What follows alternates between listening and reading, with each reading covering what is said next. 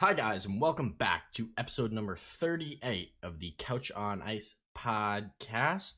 Before we get into the Metro Division review and some of the signings and trades that have happened, we're going to introduce our hosts. Let's start with Jordan. How's it going today, Jordan?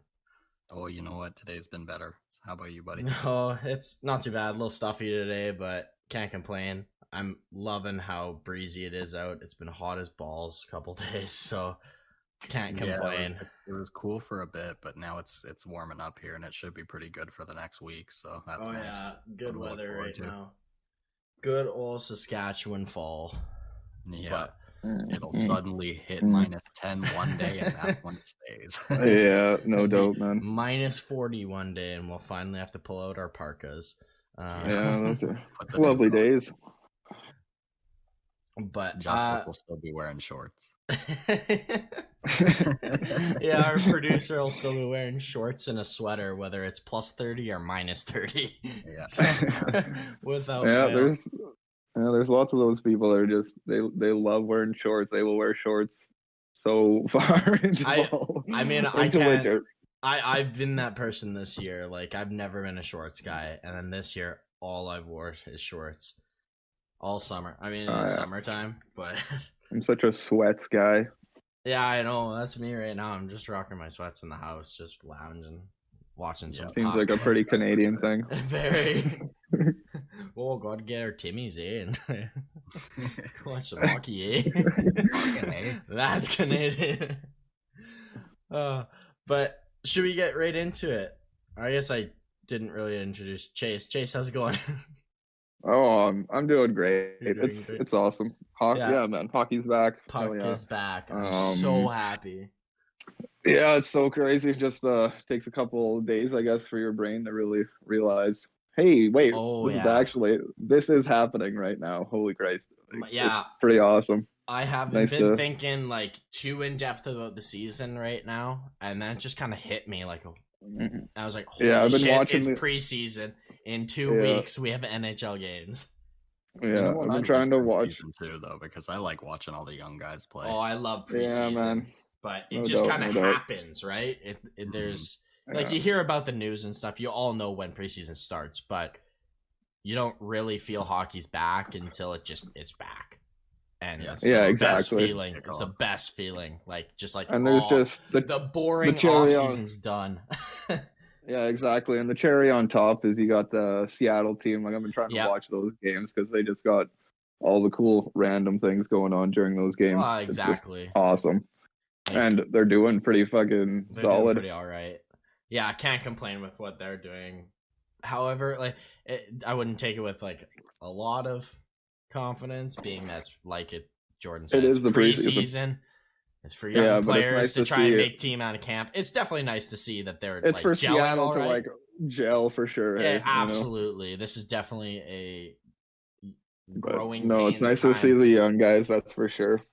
A few people fighting for spots out there. That's for sure. So fun to watch. Let's just get into it right away. Who is the Red Wing that has impressed you most at this so far preseason and camp and all? I don't even know who to say really. Like, I don't know. I like it could be someone on the team too as well. Yeah, I like Mo and Raymond. I really like Raymond. I don't know. Think is he really good enough to play? Playing. Is he good enough to play in the NHL? Oh yeah, I believe so. He's ready now. Whether Detroit decides to or not. Yeah, kind of, sort of. Like, especially with Verano now being out for like 4 months, like that's gonna give him a much better chance to play. Definitely. Like, who else is gonna definitely score? Almost guarantees that Bobby Ryan's gonna play now. Oh yeah, that's your 36-year-old Bobby PTO. Yeah, no, that's so awesome. Love that Bobby's up in there, but I'm sure he'll make her. Like I said, with his Verano going on, but yeah, I'd say Mace. I like Lucas Raymond. I really do. I love how he's been playing. He looks great. He looks amazing. It's hard to say. Yeah, he's gonna be good. There's a lot of guys that are, it's preseason. There's a lot of guys doing stuff. It is preseason. Lots of people doing good stuff, but let's just see if there's anyone that catches your eye. Because Jordan mentioned to me the other day, who caught his eye on Washington. Do you want to say who's catching your eye and why? And you know what? And he did it again in the game. Oh, say again who it was? You cut out. I didn't say it, but I was just saying he did it again, even though we lost to the Devils. But I mean, it's the Devils. They have such a deep prospect pool. It's ridiculous. Yes, they do. He looked exceptional. Hendricks, Lapierre. I am an absolute huge fan of this guy. He has been looking exceptional in practice and preseason. As long as his health stays, I think he's going to be an absolute stud. Yeah, absolutely. He looks so good. He's like pretty Nicholas nasty. Backstrom. Yeah, hopefully that out there. His injury problems don't carry through to the NHL, because I know that's why he fell in the draft. Yeah, he was one of the most talented players in that draft. It's the 2019 draft, I believe. He was supposed to be a top 10 pick, and what did you guys get him at? Like 26-ish? Something like that, yeah. Like around that in the mid-20s. So, I mean, great pickup. It was just whether he could get over his health issues. Yeah, but in terms of his hockey playing, man, is he fun to watch. Yeah, I bet. No doubt. It's just whether he's able to make the team this year, which questionable. We'll see, I guess. Well, it might light up the AHL and then comes up. Yeah, exactly. Yeah, I mean, McMichael could. Isn't Backstrom out for a bit? I don't know. I didn't read anything about that. I can check. I want to say, I'm pretty sure from what I remember hearing that Backstrom might be out. Could be without him. No, not. It just says could be without him for the start of the season. Doesn't say much after. It's just realigning on his hip is all I see. Sidelines. So there's a chance maybe they'll throw him in the first couple of games if he's not around. Maybe. Why not?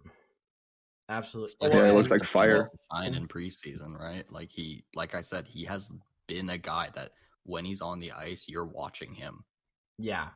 And it's also another factor. Lars Eller's hurt for Washington right now and could miss the start of the season. So two big center roles. Both him and Connor McMichael get some center depth play. Yeah, I wonder who's actually going to get the opportunity to play it. I would imagine McMichael being the first choice, being he's the most ready, and he looks like he's going to be fantastic. But you can always put TJ Oshie at the center too, right? Yeah, exactly. So there's options. And like I said, it's start of the season. Like we were talking, Chase and I were talking about this yesterday. You're pretty well fine for the first couple of weeks because teams are trying to figure their own shit out. What they're doing, every team has their own problems, but like it's kind of cool how they have it set up because like you basically play like your A team at home and everybody throws their B team at you on the road and stuff like that. So you basically the home team should be winning these games in all reality, from what I've noticed, but.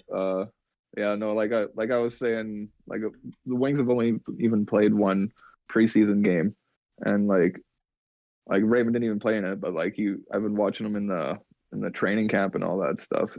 Like it's so weird to see that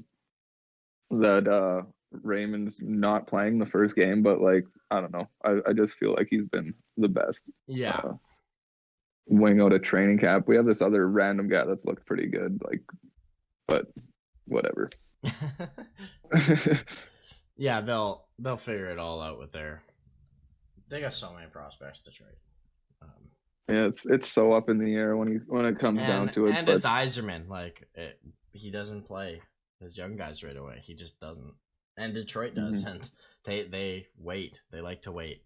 Yeah. So I guess we'll see how it pans out. I think they'll be fine. But there's a couple guys on the Capitals defense that I feel should I would like to see play. Yeah, their defense. We'll get into all that with Capitals in a second. I guess we actually get to talk about those guys, the old Metro. But before we get into our Metro review, let's quickly go over our signing and trade. I guess. Do you have those in front of you, Jordan? Yeah, I do. I'll let you. I'll start with the signing. It is Sami Niku. So he was waived by the Jets And we obviously knew somebody would pick him up. He's like, what, 23, 24? 24. Yep, 24 years of age. And he's right-handed. So yeah, right-handed. 7th round pick, but he's worked his way up to the NHL. Yeah, close, certainly. at least. He's definitely an AHL guy. He is off to Montreal for a league minimum. Yeah, I love it. I mean, I mean, any team could have signed him, and it would have been good. So I can't really say how great it was for Montreal to get him, because I don't think, like I said, it's you're not downgrading your team, any team, all 32, to sign this guy. So, well, I guess 31. And my guess is, by the looks of things, he wanted to stay in Canada. Which is surprising and super good for Montreal, obviously, who signs him. I think he's going to do good. I think he might actually play a lot of games, because there is an opening on that defense for Montreal. Yeah, with Shea Weber out. With Shea Weber out. And, I mean, that's not a very solid... Got that 7 spot. He's got that 7 spot. He could definitely squeeze in to the team at some point this year. All it takes is someone having a bad week, and boom, Sammy Niku's playing. Yeah, or playing somebody games. Gets a knock or something. Or someone gets hurt for any amount of time. He's probably a jump in and get some games for a chance. Get a little more ice time. You would think he'd rather play in the AHL actual minutes instead of being the 7th guy on Montreal. True, but he's kind of at that point. He's at that age where it's like the transition period. Within 2 years, he should be transitioning. I don't know how ready he is, if I'm being honest. Like, I have seen him play, but not enough to actually say he's gonna be like good and a full-time NHLer. I think he's got potential easily to be a full-time NHLer, but he's definitely shown some promise. He's shown promise, but he needs to in the AHL. He just needs to prove he can do it in the NHL level, which he'll get tons of opportunity in Montreal. So more than he would the Jets, that's for sure. So yeah, absolutely, with all the moves they made. So no, I'm fine with it. And then the interesting trade that we had. So this one, I knew Logan Brown was being shopped.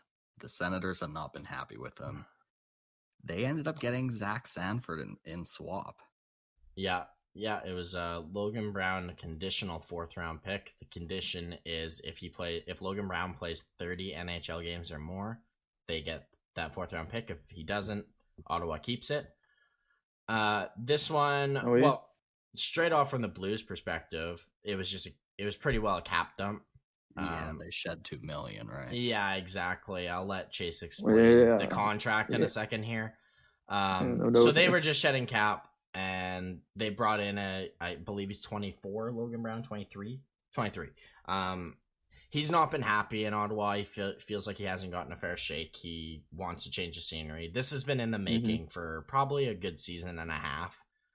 Hey, I heard that he's been a little more than just right now. Yeah, Logan Brown. Maybe not necessarily wanting out. I think he wants an opportunity, and there just isn't one in Ottawa. Like, look at all the guys coming up that they had. They had Batherson. They had Shane Pinto, Josh Norris. They just drafted Stützle. Like, they have a lot of guys in that forward who just leapfrogged him, frankly. Yeah. And are just better. Yeah, simply put, he's just not better than them, right? Yeah. But being on the Logan Brown in St. Louis, I think he can be exactly what Zach Sanford was for them. He's 6'6", guys. Like, Logan Brown's a monster. This guy's 6'6" at 23 and 220 pounds. Like, this guy can definitely be a 4th line, like, just be a pain in the ass in front of the net in the corners. And he still's got that opportunity to be better, but I think he's going to gel really well produced on that in the Blues. AHL. Yes, I think he's going to do great in St. Louis. But I'll let Chase. You can go on and talk about this a little bit.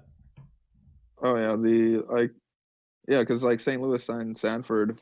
I believe we even talked about it before on one of the other shows, but clearly a prove-it deal, $2 million, and he wanted to prove who he is, and he wanted that 1-year deal as much as he can get, because he wants to get a good ticket deal, I'm assuming. And absolutely, that kind of was like, well, I guess that's okay. We'll sign Thomas for a little bit less, I would think.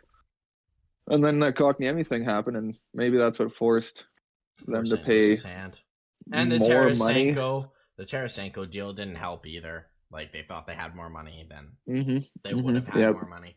Yeah, they thought they would at least shed some sort of money in a Tarasenko deal, and it just turned out to just not be possible. Exactly, whether it was $4 million or not. To like, $1 million or $2 million, you know. Yeah, frankly, like clearly they couldn't even save a couple mil or something. I would assume they would have done it, but obviously the deals weren't there. But yeah, that must have pushed the price up on Thomas because, well, I guess you got Thomas for the same amount as Kyrou, so like that's good. But I feel it's like you could have got Thomas for a little bit less just from what he's done. He's a year younger, and like, I just didn't love his last year, and just it'd be pennies nice to, and cents and difference. Yeah, not that it like matters much, but it kind of forced Sanford out.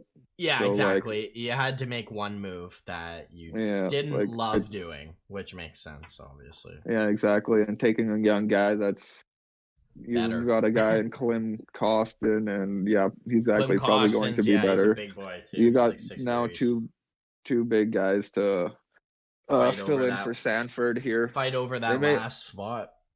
Yeah, like I wonder how well skating wise they would be compared to Sanford because Sanford's pretty great skater. He's a great skater for his size. Absolutely. Yeah. So he's gonna be very impactful on this Ottawa team. Like, he's gonna be good. He might get pretty good minutes just because he's gonna play middle six role, I think. Hey. Like, they got a lot of wingers, but they need some guys who have had some experience. I know Zach Sanford's only 26, but he's won a Stanley Cup. That's experience. Yeah, and you need that. Yeah, and it's important to note that before COVID hit, he had got 30 points in 58 games. Yeah, which is very reasonable. Keep in mind, one of those, like, I'm pretty sure it was like he scored like 10 goals or something, and 4 of them were in one game. So I will preference that he did score 4 goals in a game. So well, I mean, to be fair, exactly, Logan Brown waiting to blow up 4 career goals. So yeah, no, like, don't get me wrong, I'm not taking anything away. Like, if I can get a player who can score me 4 goals, then I'm taking him. The only issue I have with Sanford, like, I do think this is a Sens win. Like, I think the Sens definitely win this deal because they were obviously looking to mark. Yeah, exactly. Each team got exactly what they wanted. Yeah, like for how much thing I don't like about Sanford's game is that he has a habit to turn the puck over in his own zone, and that leads to goals. Yeah, like you can almost count on him doing that once a game. One thing I'll say about Sanford is the system might help him a lot because they play a very fast, strong defensive, strong body game, Ottawa.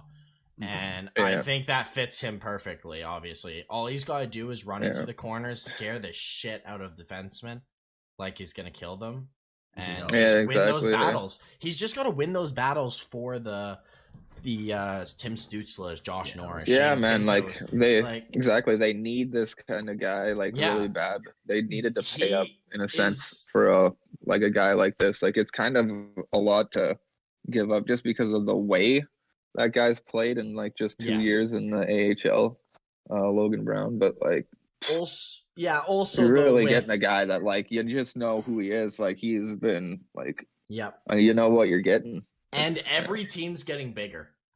Keep that. Yeah, exactly. I mean, technically, in this case, Ottawa gets smaller with Logan Brown being 2 inches bigger. But like, get bigger than 6'6". But on the actual roster, they're bigger. On the roster, you know, Sanford's for surely going to be hitting that third, or I guess a good play fourth line. I would say for sure third line. You might even play second just because of how a line ends up working together or something like that. You know, depends when Brady is signed. For me, if Brady's signed, he's a third liner because you go. Brady's not there. You go with a working line of like Brady, 2 skill guys. And then you go Connor Brown, 2 skill guys, and then Zach Sanford and like Chris Tierney and someone else as like a defensive line maybe. But no, I think both teams got exactly what they needed. I can't fault this. Like you just can't. Makes sense on both sides, right? Yeah, St. Louis downgraded, but they had to. So then you need the money to play, and with Senko not moving on, you just had someone was on his way out, so it just made sense. So and it looks like part of the reason that they're shedding that cap is to possibly sign Neil and Frolik. Yeah, I mean, not that Neil and Frolik will probably take much money. Well, that's what I mean. Under $1 million. So that'd probably be enough to get both of them. Oh, probably. Speaking of James Neal, who has been awesome in their preseason. Another player who's been fantastic. He kind of plays like Hoffman, hey? Yeah. He's kind of like a Hoffman player, so like in a sense, Hoffman did pretty damn good there. He did all right. He could kind of work, but like, he's just so slow, man. Like, damn. Yeah, I don't know. He is. Second PP, front of the net, though. Yeah, that's what you got him for. But no, let's get into our Metro Division talk. So, I got all the lists here to read off, so I'll start it whenever. You guys ready for the first team? All right, so first we got the Carolina Hurricanes. They added Jesperi Kotkaniemi, Derek Stepan. Yes, Barry.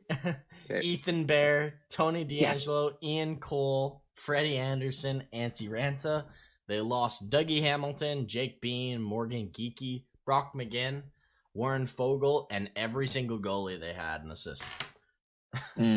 So Nedeljkovic, Reimer, Mrazek, and Dylan Wells.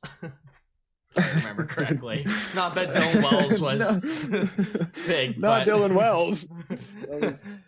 Four goalies. Imagine losing 4 goalies in one off season. Like, that's insane. Yeah, hey, that's really unbelievable. Just fresh start is what they're thinking. Yeah, hey? No fucking kidding. Who wants to start this team off with? I'll hit you with some stats here, boys. Hit me with some stats, Chase. Last year, they were second on the power play and third on the PK. Amazing. So that is pretty impressive. I wonder why. It might have something to do with the X factor of this team. Yes, indeed. Yeah, I got their PK probably staying the same, but I do have their power play dipping because of obvious, like, your Dougie Hamilton leaving. Like, he was just big. Like, he is super good. Like, he's just super good at that stuff. And he's playing exceptional. One of the best quarterback on the power play we have in the NHL is Dougie Hamilton. He's in his prime. Simply put. Yeah, I have him going middle pack now. Like, even though I do believe in DeAngelo, but I don't believe in him that much. Like, he's not just going to get as like many 10. points. It could be 10. But he might be able to get as many points as Dougie just from being a product of his environment. Exactly. Somehow the other guys quarterbacking sort of the wingers and like maybe they go Brady Shea and stuff like that. And you just exactly. You could go. He's got. You could go with a shot. passive player. Yeah, go with a passive player. That exactly. Who's just there to pass it to the wings, like take big shots. But he can just give you that quick big shot. Yep. Nobody will see it coming because he hardly shoots or something like that. Like, it could be, be sneaky sort of stuff, you know. It could be good. I mean, Tony DeAngelo, he is offensively super gifted. So I mean, it shouldn't be too bad. Like, I have them ranked 15th, but I don't know. Like, they could be even higher in a sense. They could end up. They could be 10-ish exactly. I definitely think they could be 10. They will drop. There's no way they're going to be the second power play team without. Like, Dougie's got to make that sort of difference. You got to at least drop a few spots. Yeah, right? they'll drop a few. Top 5 again. That would be pretty amazing. But it is one thing you've said in the past is the Brandamore factor. It's something I really, really do like on this team. And Rod the Bod is why I have them where I have them placed. Honestly. Yeah. But same, like.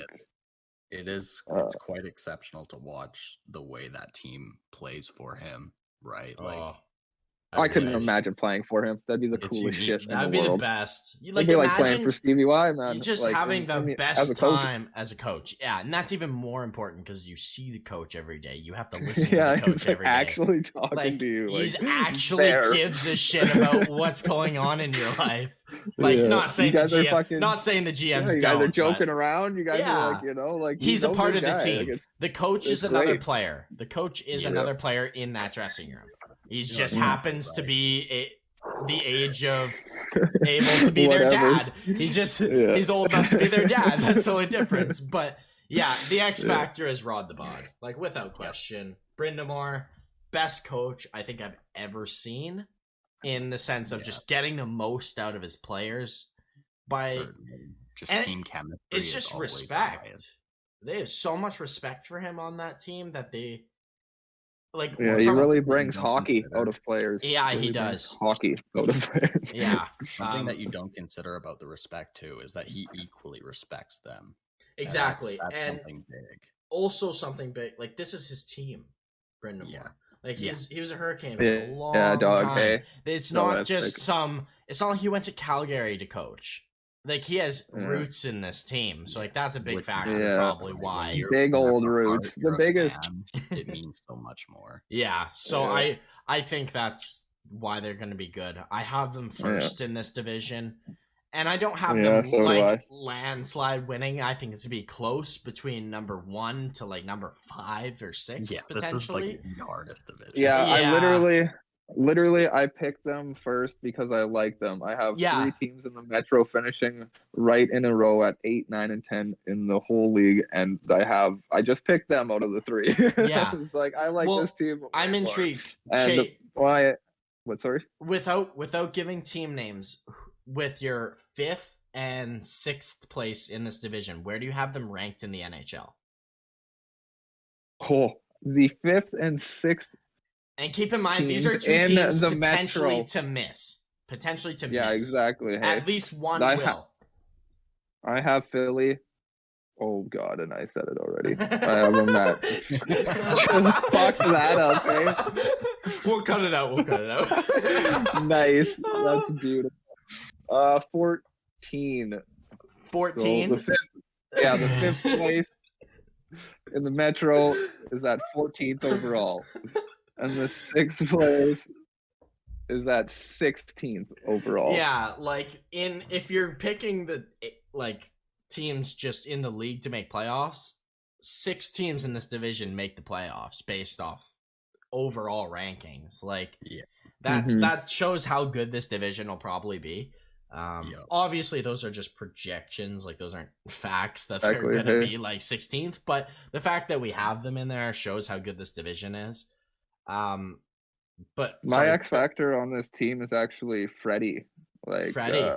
Ooh, yeah, man, I really elaborate. I like Freddie. I think it was just a rough year last year. It was kind of hurt, very stuff rough like year. that. He lost in the AHL last year. No, it was definitely not great times. I never really loved him with Toronto from the start. Like, I was a huge fan when he was in Anaheim. I think it'll be a different type of defense, and I think it's a different atmosphere. Like, this team's very European, so like maybe he'll fit in and feel a lot more comfortable here. And I just think I think he's gonna enjoy it, and it's going to work way better. It'll be better being on a team that knows how to get out the first round. Like, that's nice. Mm-hmm. I think his confidence. Yeah, and I'm not too worried about injury issues with Freddie, honestly. I think he's been really pretty worried solid. about Ranta is where I'm sitting. Like, I can see Ranta guaranteeing. This is where I see Anta Ranta. Like it will, for sure. Yeah, this is where I see Antti Ranta this year. He's either going to play a lot of games and be like top 5 going in the league, or he's going to be hurt for half the year and just not be great. Fleury or Ben Bishop, and there's no in between. Did he? Did he start? What is this? The guy that started with Chicago? Is this one of those Chicago goalies? One of those 7 that came out of Chicago. One of those 7 that came out of Chicago, and like, hey, he's a pretty good backup, but we'll keep Crawford. He might be able to start, and then he did. But like, he played on Arizona, is what I'll say, and was very good.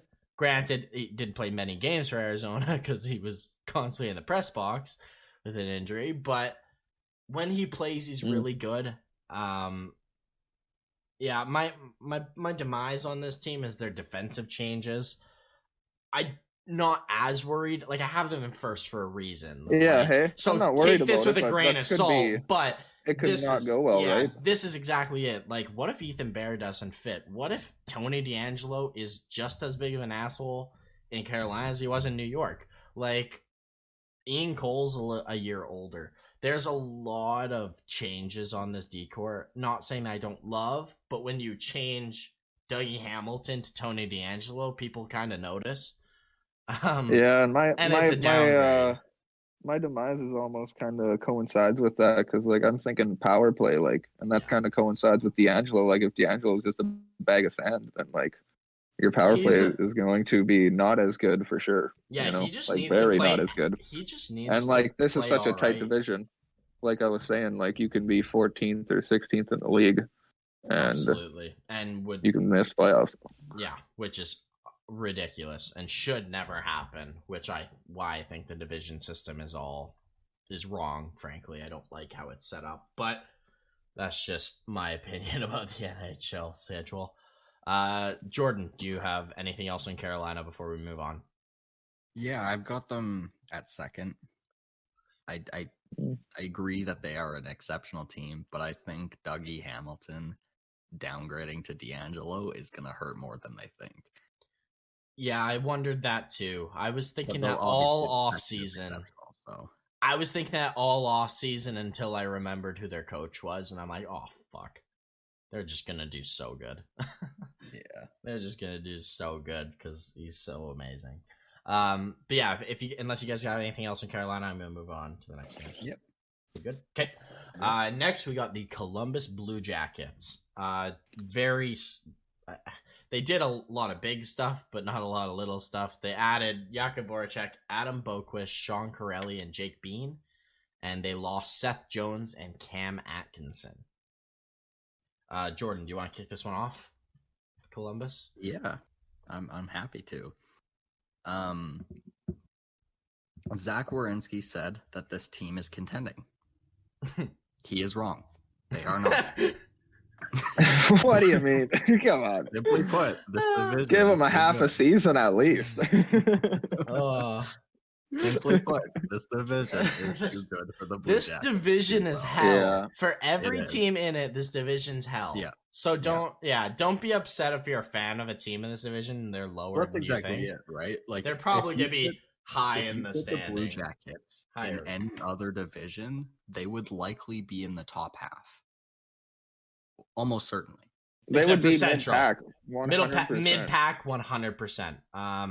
The only one where I don't think they might be top 4 is just the Central. That's it. It's the only other division. And I guess, the Atlantic, they'd be 5, I think.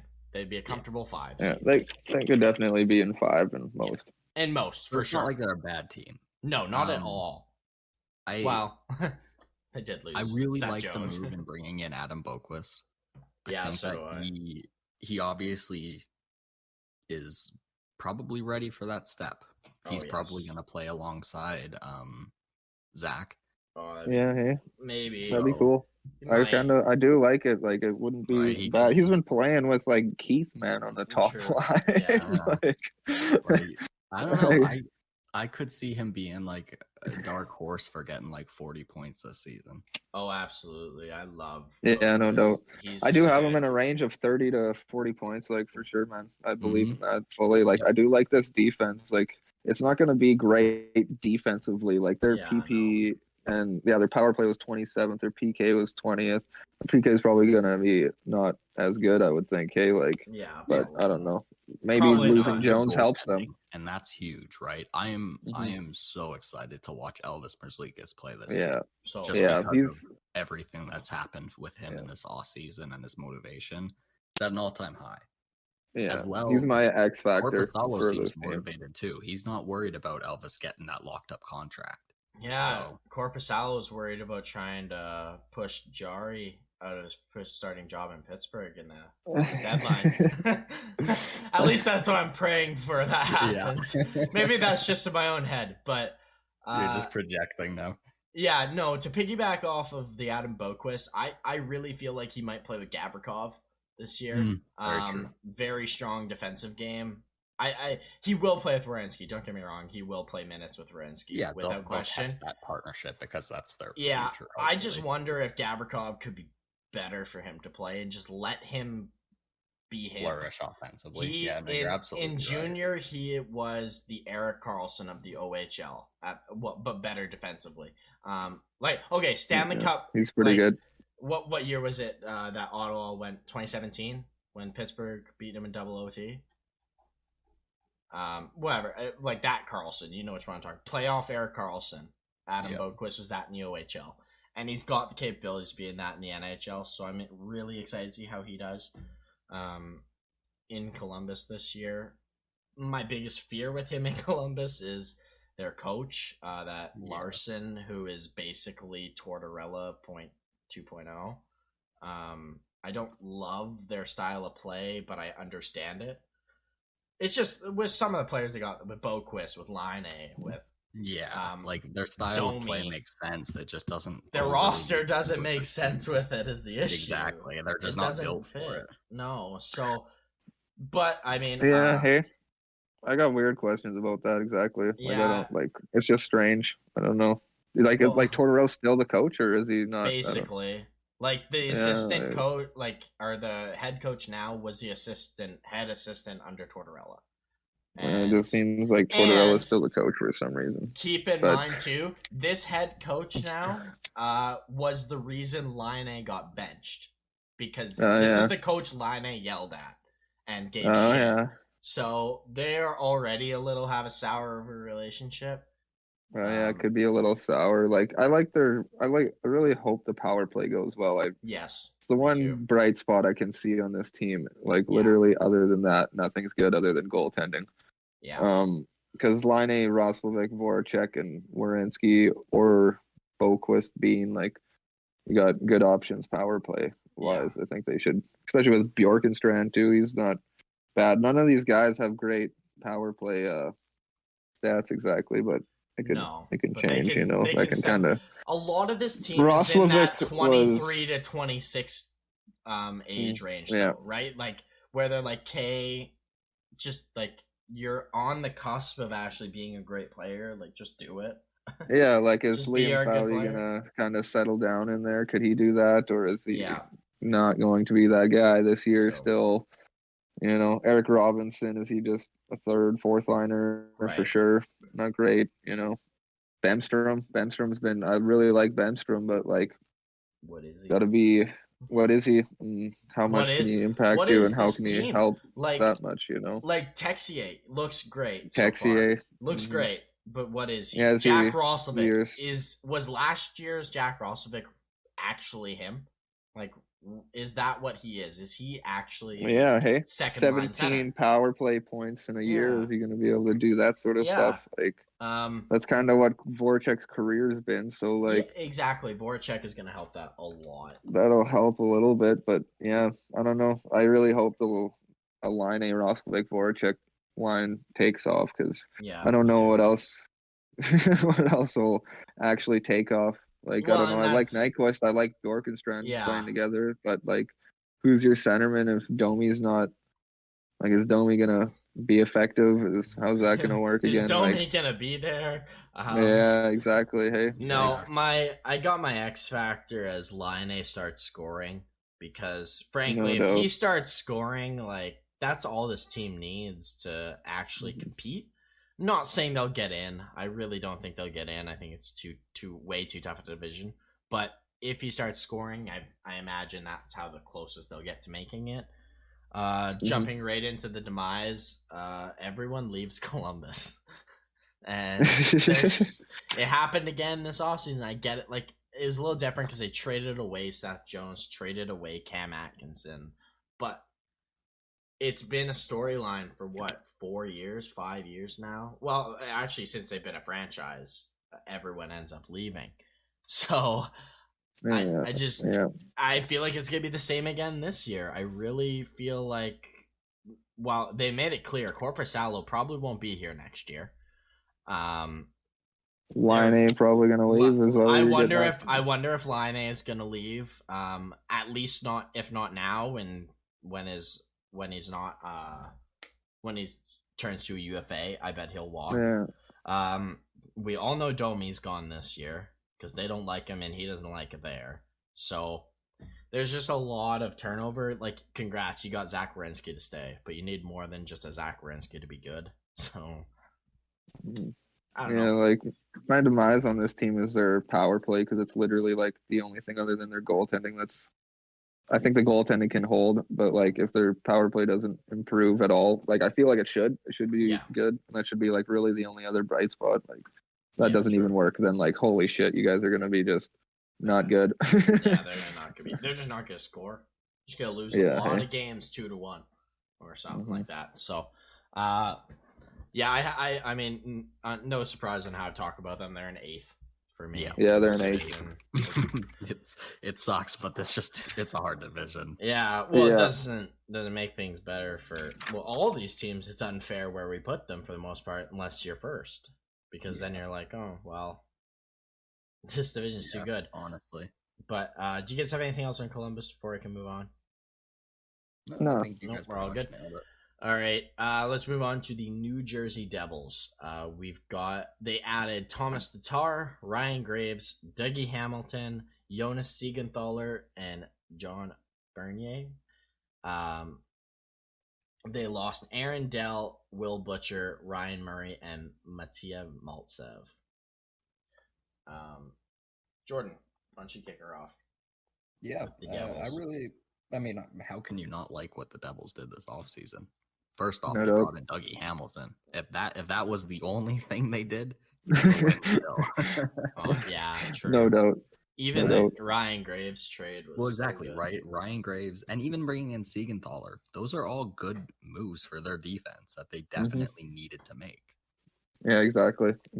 Like Smith it makes that left side real nice and dynamic. Like you almost have a half Smith and a half Graves and Siegenthaler just because, like, obviously not like as good as these guys, but like just got the skating and the kind of defensive-ish ability sort of thing, but got some sort of offense there like Smith does. But no, I like how defense hovers out, even if you just got Dougie Hamilton. No doubt. Yeah, this decor is going to be so good this year. I'm just going to list it out really quick. Dougie Hamilton, PK Subban, Damon Severson, Ryan Graves, Jonas Siegenthaler, and Ty Smith. That's their top 6, D. That's amazing. Like, their right side is literally Hamilton, Severson, PK Subban. 1, 2, 3. On the left, it'll probably end up being Graves, Smith, and Siegenthaler. Like, that's pretty fucking good for a team working on getting out of the basement. I watched the Devils a bit against the Capitals, and something that's good to note, Sharon Govich looks very, very good. Oh, he looks dope, man. Yeah, he looks good even in the preseason. Their goaltender Nico Dawes had a fantastic game against the Capitals. He's pretty good, and he may need to play a lot of games this year. Well, exactly, right? So and that's a good start and a good sign, as if he's going, I believe, 10 for 10 in saves in preseason. Yeah, that's not bad. That's what you need. That's what you need. That'll give you confidence. What you want from him, right? Yeah, you need your goalie to actually like make saves. Name of the job. For sure. This Devils team is I like it. I really like Jack Hughes. I think he's gonna have a great year. And by great year I mean like better than the last points. couple. Way better. Like he's actually gonna put points up. He is some of the best numbers for entries, for creating plays, making passes to the slot, all this. They just couldn't put the puck in the net, New Jersey. Do you have the numbers, Chase, for where they were scoring-wise by any chance in the league? Well, their top 6 forward production was 27th in the league, so that's not right great. There, that's not great. So if that'll spike up a lot more this year, I think. Yeah, like I have every position them going up in some sort of in sense. some like forced fashion. And their power like their plays defensive, their defensive production was mid-pack at 16th, which is kind of amazing. That really goes to show how good Smith was last year. Yes. Yeah, Smith was fantastic last year. With the addition of Hamilton, I got it going up a few spots, but yeah, like you're saying, the power play, definitely it's going to be somewhere in the mid-pack. Probably, I see it being a little bit lower mid-pack. I agree. I think Hughes will be a lot more dominant in a sense, like he's going to be there. You're going to notice him. You're going to notice he was a number one overall pick. Yeah, exactly, sort of thing. For sure. And like Jordan was saying, they are so deep, like super deep. So deep. Yeah, you got way too many guys. That could definitely come up if they start playing it, right? Yeah, absolutely. And you don't get better goaltending in all reality with a duo like Bernier and Blackwood. Like that's always real nice. Other than the issues, I guess, with the confusion. I'll get into that real quick because I got my X factor as Mackenzie Blackwood for this team because I'm not gonna get into the whole like should he or shouldn't he be vaccinated because I don't want to get it. I don't want to go down that road. But if he's not vaccinated and he's gonna not be able to play against Canadian teams, like that's just fact. That teams have said. And that's not good for the Devils. They can't have their starting goalie miss a load of games, as well as they have a big Canadian game home stretch or Canadian stretch away games where they play like 5 or 6 Canadian teams and like one American team in the span of like a week or two. So in within 2 weeks. So that's a lot of games for your starting goalie to miss. Absolutely. And it's also going to put a little bit of a strain and worry on the team a little bit because there's a lot of restrictions if you're not vaccinated for the players. Like they can't do anything. So yeah, literally. I think that could like really screw with his head. And if there's one player on the team you don't want his head screwed with, it's the goalie. So for me, he's the X factor. Not saying whether he gets vaccinated or not. It's how he can do in this situation that he's in. Yeah, and how the team can do around him with it. So, yeah, because we've seen some teams choose to outrightly say we're gonna play as a team. So if you aren't vaccinated, you won't play.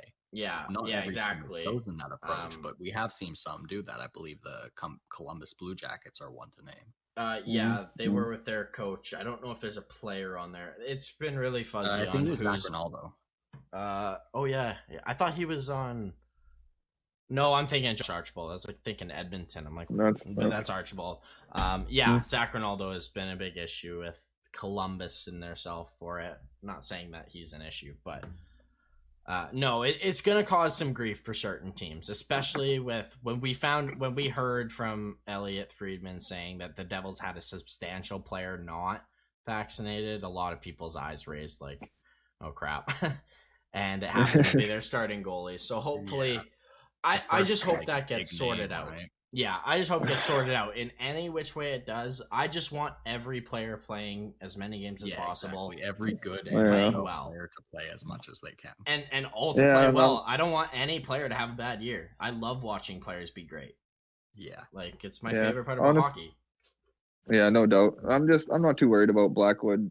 Like no, I really do trust Bernier. I think I do too. He really showed me last year and the last 2 years, his time with Detroit, that he really is a good goalie. Like he can bail you out. Like with having no one in front of you, he can actually like look impressive, which is kind of insanely hard to do. So he's actually good getting lots of shots. You should almost get peppered, which their defense isn't the best shutdown defense, which is why I believe they got Graves. Yes. To kind of help with that, because Murray's just not. He's just not enough. That guy's just not enough. He's not that great. Frankly. He is a bottom pairing guy. I think everybody for the rest of the time. I guess sadly. Yeah, he's a bottom pairing puck moving defenseman. Yeah. But anyways, like my X factor is consistency, because I think this team can be really, really good if they're consistent. Like actually push for a wild card spot. I don't think they can actually get into it. It's so important when it comes to consistency, right? Mm-hmm. Exactly, because if all stay fit, that is a lot of active players, right? Yeah, man. Absolutely. if Holtz is playing, like imagine if Holtz plays, that makes their team so much better. They got an even actual like sniper. Mercer, like Mercer's good too. Holy crap! Good.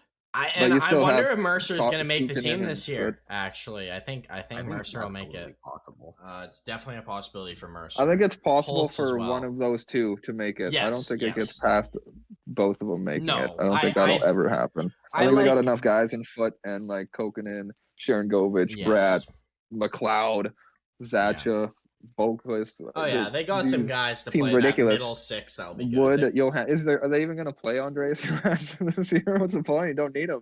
Yeah, like, honestly, play him on the fourth line, right wing, or something like that. Like it's, yeah, like you said, this depth is very key. And like, who cares if any of these wingers get hurt? Like, you have like 3 or 4 more to step up, right? Exactly. They got so many young guys who can step up, and like you mentioned, all these names like Kukin and McLeod, like and Boquist, stuff like that. Who says they're gonna play consistently in the lineup? Nobody. They're probably not, frankly. Like the only ones in the team on offense, there's maybe 5 guys that are probably shoo-ins to stay on the team for 82 games. Being healthy, obviously.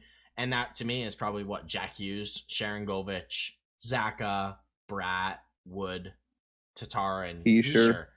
That's it. So, and like even Giannis is not even in there. So, and if they somehow make playoffs, we know Tatar won't play. So, don't need to. Just they need to have a good regular season. Is what needs to happen. No. But yeah, like their demise to me is their special teams. If their special teams don't get better, then they're definitely not going to be looking good, because that's just horrendous. 31st on the PK and 28th on the power play. That's the worst, guys. Yeah, I've got 2 on the demise that are coincide with each other, being consistency and the division they're in. You have if you have consistently bad games, that's gonna be a big issue in this division. You cannot go on a 5-game losing streak and expect to make playoffs. And this team is already looking on the outside, looking in at the moment. And like weirdly enough, consistency can be like losing 6 games, but then winning 6 games. You know, exactly. Like you gotta be able to pick up your own mess, sort of thing. Like Pittsburgh does do that a lot. They just play mediocre, and then they're just like, well, we'll just win the next 9 games, and we'll be like right back in this race. Awesome, cool, great. Let's move on. Or at the end of the game, we're like, we're not winning by 5 because we didn't try. Maybe we should try in the last 10 minutes, and then they do good. Go to overtime, get a point. Exactly. Yeah, no kidding. We did that really well last year, and we ended up winning a lot of OT games because of it. But no, I got New Jersey at 7. This division, it's just too hard, right? Like, those bottom 2 are certain. I think, unfortunately. Because they're good teams. They're good teams, but like you said, it's just a hard division. It's a hard league. Like it's a hard league. The bottom. Yeah, it's a hard league, simply put. It's so much better. These bottom 2 teams are 24th and 26th in the league is where I have them, which is pretty good compared to like every other division, because like there's 2 probably teams in each other division almost that are lower than that. And if they're in our division, they're higher because they're not playing as many inter-division games. Yeah, like that's as simple as it is. One thing I like pointing out as much as possible is I think the whole league is much better. I think these bottom teams are much, much better than they have been in years past. Like your LAs and your these 2 teams we just talked about in Columbus and Jersey recently here. Like look at Ottawa. Yeah, Ottawa, like there's so many teams that are like not great, but they're a lot better than. I'll put it this way. So Buffalo and Zona, they are like with my team grading, they're like an insane drop from the next team. Yeah. Like I think like the GPA average going to All-American here, it's like 2.1 and it dropped to like 1.5 or something like that. And like everybody's within 0.1 all the way up from that, you know. Holy crap. Like it's an insane difference when you so yeah, it's gonna be with Verana coming out. You might want to throw Detroit in that mix now. We'll see. Maybe we're just gonna have one of those injury-prone seasons. And You guys, like, the biggest thing with Detroit too is like you were expecting to naturally be better because you would think teams would be getting worse, like, and start dropping below you. No doubt, and nobody's team done has that at all. And honestly, I think it's a good thing for Detroit. I'll say that. Higher picks.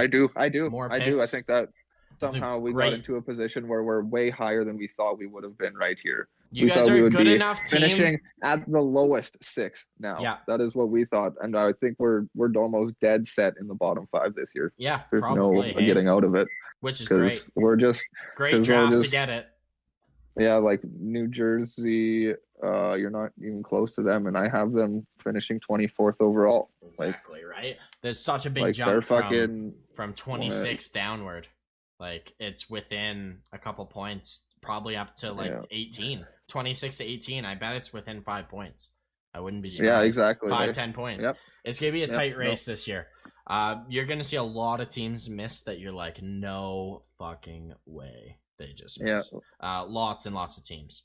26 teams. I can almost say that. Yeah, 26 teams are going to be like pretty damn good, and you're like going to leave out Ottawa out of that or something like that. That's crazy. Or one of these teams will shit it up, and Ottawa will do good and be in that sort of spot. Exactly. So like, it's gonna. I love this year because I think it, instead of these Centrals and the Metros just taking it home, always getting the 5 wild cards.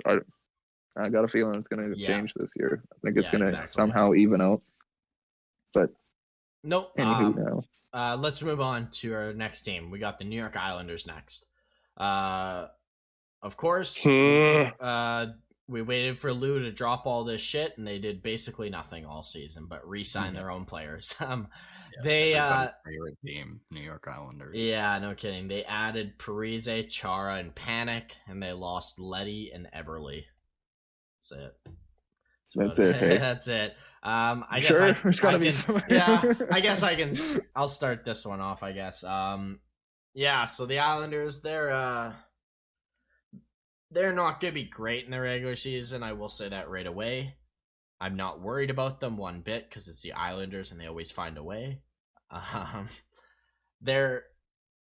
just gonna jump in the X Factor. I don't have much to say. They're the same team, so I'll jump right into the X Factor.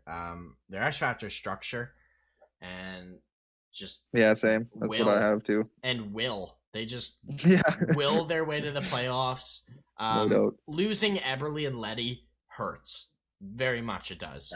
But those aren't small names. Those aren't small names. No, they are not. But with how their structure plays, you can hide the deficiencies a lot easier than, let's say, a New York Rangers or something, right? Something like they're and they have 2 stellar goalies. They're awesome. Both their goaltenders are really good. They got 2 great defensemen, Pelech and Pulak. They got Matthew Barzal. They're a good enough team to make it. And I'm just jumping to Demise too. They're just not going to score as much. If that's why they're going to drop points, I think. But they're going to make it. They're just that team that you're like, this team is terrible. They're going to miss. Oh, they made it. Yeah. Now they're the best team in the playoffs. God, did I want to just throw these guys out of the playoffs so bad? I hated them. It's in all reality, I have them graded, and they're not in the playoffs, but they're tied with teams that are in the playoffs. So you can give them an argument and make it happen in a sense. So I like them for the same reasons. Lou luck. The sheer reasons you're saying is structure. The fact that if anybody goes down, it really does not hurt this team. You have so many players to play. It doesn't even make sense. Hey, defend. That's all you gotta do. Well, you have to put they're putting Komarov and Matt Martin and all these guys probably in the AHL to start the year. So then whenever people get hurt, they just pull them up and they save the money, and it all works out anyways. Exactly. They have so many guys to play. It doesn't matter. We saw Komarov playing first line in the playoffs. Was that not happening? That was what was happening. Yeah, it was happening. Yes, that was happening. What the fuck? He took over for Anders Lee. Yeah, okay, but the one thing that I see that I like out of this is their division schedule. They get to play the Devils and the Blue Jackets, which are technically bottom 10 teams in the league, which is always good. You get to play them 4 times, and the 3 games that you play against Carolina and Pittsburgh should be the teams you kind of want to avoid. I would think. Yeah. So that's an up on the schedule in my eyes, especially comparing them to other teams in the league or in their division. Sorry, they have a much better schedule than everybody else. I think they're like the only one that actually play the Devils and the Jackets 4 times. Yeah, which in this something like that is gonna matter a lot more than others. Yes, I think so. I think so. Hey. Those extra points will mean the world. Like 2 extra wins that you weren't expecting to get will go a long way in this division. Yeah, exactly. That could be the difference. They'll make the playoffs because of those 2 extra wins. Exactly. That's literally why I have them in there. Like I technically had them at like 16th, but I pulled them up and I kicked somebody else out and I gave them I have them 13th overall. Yep. In the league and 4th in the division, just so squeezing into the playoffs. Yeah, which is insane. Absolutely. This team is they're the second wild card team. I have them placing the second wild card team. And they're 13th overall in the league. They have no power play, man. I guess it's not that bad, but 20th in the league last year. That's bad for a top team. Yeah, they lost Jordan Eberle. That was their guy. Yeah, exactly. And Letty. Letty was one of their second power play point guys, I'm pretty sure. I've been saying, and I've been pretty scared about Letty departure for the power play wise, but I do think Dobson or Pulock. I think somebody can. Pulock I think it'll will be fine. Pulock has one I'm of the not as hardest scared shots about it. in the NHL. Like, for like how bad it is already, like it's not like it's gonna get worse. You just need somebody to like be somewhat decently capable. Yeah, and like Letty is a good playmaker and stuff, but to like how good the power play was, like you're not shooting for the stars by replacing somebody. Like Dobson go there and like get 10-15 power play points and it would be like the same as last year. Like what do you flip and do, you know? Like I'm sure somebody can do that, you know. So like I'm not thinking their power play is getting any better. Their PK is probably still going to be better amazing. On the sense of Anders Lee is coming back. That's a big change. No doubt. He was out for quite a while. Maybe that dropped their power play down. It probably did by a bit because I know he's their net front guy and he scored 30 goals in this league. And I just don't understand why is your power play in 20th? Like why is it even close to not like at least easy mid pack to like up to 10 or something like that? Like Lee, Beauvillier, Nelson, Barzal. Bailey, like these guys are awesome. Like exactly, you got Barzal to make some magic your guy. Like he's pulling strings. Like these are perfect guys to stand and hang out around the net and score. And Beauvillier's a perfect little sniper on the side. Like how does this not working? You know, like because they had Eberle and seems like it should be good. Is all I'm getting at. Yeah, I agree. I just think some of their wingers think the net's like 2 inches bigger than it is because they miss more than team I've seen. Well, I think a lot of it has to do with like opportunistic. Like how many penalties do people take against this team? Like maybe they're trying so hard not to get any penalties because like that's what this team does. You're always playing like a 1-goal game with them. So like you give them a power play and that's just every reason for them to score. If they don't score, that gives them momentum to score on the next shift or the shift after or whatever. So it's just such an opportunistic team that like here, let me give you a stat for the playoffs that I can give off the top of my head. The Islanders in the first round against the Penguins had the lead for 30 minutes in the whole series. Now you can understand why I'm still upset that we lost to them in the first round, because I'm pretty sure our number were upwards of 500 and some minutes where we had the lead. Mm-hmm.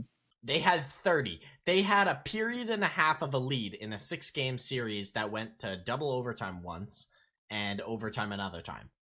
So like that's just this team. That is just this team. It defines it perfectly. They score. Yeah. They will get 3 chances a game, 3 big chances. They will score every one. They will score all 3. That's what you get paid to do. And exactly. It's your job. And they will give away one or Crazy, 2 chances in a game. and you better fucking hope you score in it. Yeah, they are the tortoise that wins the race. Yes, that is exactly it. They are. That's the best way to describe it. The whole NHL is the hare and then the tortoise. Oh my God. They have like the best goaltending though. Like having do. Varlamov and Sorokin, I have them number 1 in the league because that's just, how do you ask for much better than that? Like these guys have been unreal. I guess another thing, a demise I have for them is key injuries, like several key injuries, like Pelech, Pulak, Barzal, Lee, like getting three injuries. Like you got to get like several injuries, but like, yeah, I would say more key on D, you know, if Pelech and Pulak kind of start going down. That's, you don't have that much to kind of outweigh that, but I don't know, make some moves and shit. But not an outstanding team, but like you said, how do they? I like the division schedule, and that's what pushed me in there. I wanted to take them out just because to say predicting that they're gonna get injured. That's what I was gonna say. Yeah. But I was like, no, I guess they're just gonna make it. They always do. Yeah. But know what he'll do? He'll trade at the deadline for Paul Mary, a whatever, and they'll work. Mm-hmm. What happens every year? Like Pajot, like fuck. They just always do it. They trade for these guys, sign him to a big extension, and then they're like, you're like, this is gonna be terrible. This is a terrible contract. They're gonna struggle, and then they do great. Yeah, the one thing we didn't bring up is I believe they play like 16 games on the road off the start, which I'm calling as like an advantage. Yeah. Because from what I've heard in the league and from what I've heard from other guys is that they're basically saying that any team that does that has like road trips or whatever, they always want them, if at all, to be like right at the start of the season. Yeah. Because then you're because like the first few games in general, or even 10 games to these guys, like they play 82 like every year for like several years. So like the first 10 games is just basically getting back into the swing of things and kind of getting a rhythm going. Teams are figuring out injuries, whether young guys are playing at camp, like out of camp or not. Like tons of rookies will be played in the first 9 games. And sometimes exactly. Hey. Yeah, like I guarantee there will be probably 8 to 10 teams that have rookies that play at least that many games for them at the start of the season, like 8 games. Yeah, you take advantage of that, and people come back from injuries too. I think like with the epic goaltending, I think that helps them on a trip like this. Yes, having 2 different guys that they can go to that feel good that day to play some puck, you know, like that. I think that's so key, and their structure, grade A goaltending, and their structure works away from home. Like they don't have to worry about how they play because it works wherever they are. They actually probably play better away from home. Mm-hmm. Well, you got to base yourself on. It's not just about being good at home. Because they've learned in the playoffs, it doesn't matter. Like you better be ready to win. Like now, it doesn't matter where the fuck you are. You know, you'll win now. Like that. If you can't do that, you don't win. You just don't. Exactly. You don't get all the way there. You know, you don't get all the way to the top of the old mountain. Yes, you gotta win both. Well, which is why it's unreal they didn't win or get past the Tampa there.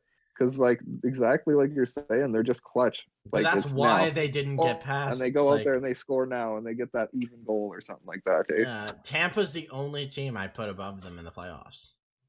Like, that's it. Yeah. There's no other team I put above them because you can't. Honestly, like, even Vegas. Exactly. Fucking chameleon. Yeah, like, I mean, it helps. Dude. I mean, I'd like, if Pittsburgh could just put Malkin on IR all season, then go get, like, Barkov or some bullshit. And bring him in to replace. Like, yeah, it'd be nice if we could keep everyone. But I mean, no, it doesn't take away credit from how good their Tampa Bay is and the Islanders. But we're talking regular season. Did we say where we ranked them? Because I have them 4th. I have them 5th. 5th. Nice. Chase, you got them 4th. 4th, yeah. So, I think they will be a playoff team. I will say that. Yeah. I will. I'm not going to give away. I'm not going to give away whether they're going to get a wild card or not. Because I'll wait for next week to decide whether the 5th in the Metro gets a wild card. But they will have one of the wild cards. I do think there'll be a second wild card regardless, whether it's the 5th place team in the Metro or the 4th place team in the Atlantic. I think they're going to be the last team to make playoffs, and then they're going to beat Carolina, Tampa, or Florida, someone like that in the first round, because that's the Islanders. But yeah, anything else on the Islanders before we can move on? No, I think you're good to go. Okay, next we got the New York Rangers. Not the offseason we were predicting. I think we were predicting a lot more Eichel, a lot less Ryan Greaves. But they brought in Sammy Blais, Ryan Greaves, and Barclay Goodrow. And they lost Brett Howden, Tony DeAngelo, Pavel Buchnevich, and Colin Blackwell. For what they needed, which was obviously some physicality, they brought that in. Oh, yes, they did. They brought their smallest guy being definitely balanced it out 60. a little bit. Yeah. It was weird that every single move had to be a big guy, though. It was no. They went really hard for it. Yeah. It was like almost they brought up a trade to Messier, and he's just like, that guy's not bigger, no. Yeah. He's like, that's why they didn't get Eichel. Eichel's not 6'2", so they didn't get Jack Eichel. Zibanejad's slightly taller or slightly heavier. Zibanejad's not 6'1". We can't give him an extension. Jordan, did you want to start with the Rangers? Yeah, I mean, this is a good team, right? They're young and they've got a lot of talent. But I do think that they should have done more. Ooh. Okay, what what way? As in, I think they should have brought in a top line center. Not necessarily Jack Eichel, but a top line center. Somebody that they're comfortable putting on the top line. Mika. You don't like Mika or what? I can agree with better suited for that second line center, or hell, put him on the wing. Yeah, I mean Malkin's a great second line center for Pittsburgh. I know what you're saying. Right. Like I can agree with getting another centerman that would be like a second line centerman, like a Monahan, like a Monahan Hurdle, maybe. Right. Yeah, exactly. Hey, and they have the cap room. A top line, but definitely a good second line. Yeah, man. Yeah. No, I do like that idea because they have the room, and I feel like they should, because I think they would be able to make it but there is something they need to do on defense. The only reason I'm kicking this team down in any way, shape, or form, and why I'm not believing them, because when I rank these guys and grade these guys, they're in the playoffs. But I can't do it. I just don't believe in the defense that much. Like my demise is Fox and friends, because it's like, is Fox going to be amazing? And if he's not amazing, then his young buddies in Lindgren and these other guys may not have great years. So like, that's just their demise. If he's not that great, then he's not that great. It's not that I'm predicting that's going to happen, but I don't think he's going to be Norris quality. No, I'm just it's very young all over the place, and to piggyback. It's the only thing I can give a knock on this team to kick it down. But like I said, and like you guys are even saying, like they look awesome. They really do. But you do have cap room, and you could do more. I think you're in the playoffs if you do it. I think you could push out one of these Metro teams, and like a team like we said with the Islanders. Like I have them in 4th. Like you get a Hurdle in here, maybe switch up a D-man, maybe Hayjack for somebody a little bit greater or something like that, or I don't know. You can really push this team over the edge, I think. Yeah, just to piggyback with their demise there in Fox and Friends. Yeah, for me it's along the same lines in youth and experience. I don't know if they have the experience in the league to some of these young guys to just push them over in important games. Like when they play Washington late in the season, let's say, are these young kids going to be able to beat them? Same with against the Penguins. And I think they're going to drop a lot of key points to their own division. So I got their youth and experience as their demise. Like I think that's the only thing I can hold them back from. I think they're not far. They're not far off. And I agree. I don't like this defense right now. I shouldn't say like for the future it's not going to be good, because I think Keandre Miller's going to be great. I really like Mills, like what I'm hearing from Mills Lundqvist. I love Adam 8 Fox defensemen on this team. Yeah, I love this defense in 3 years. I love this defense 8 of them. in 3 years, or when they're just proven.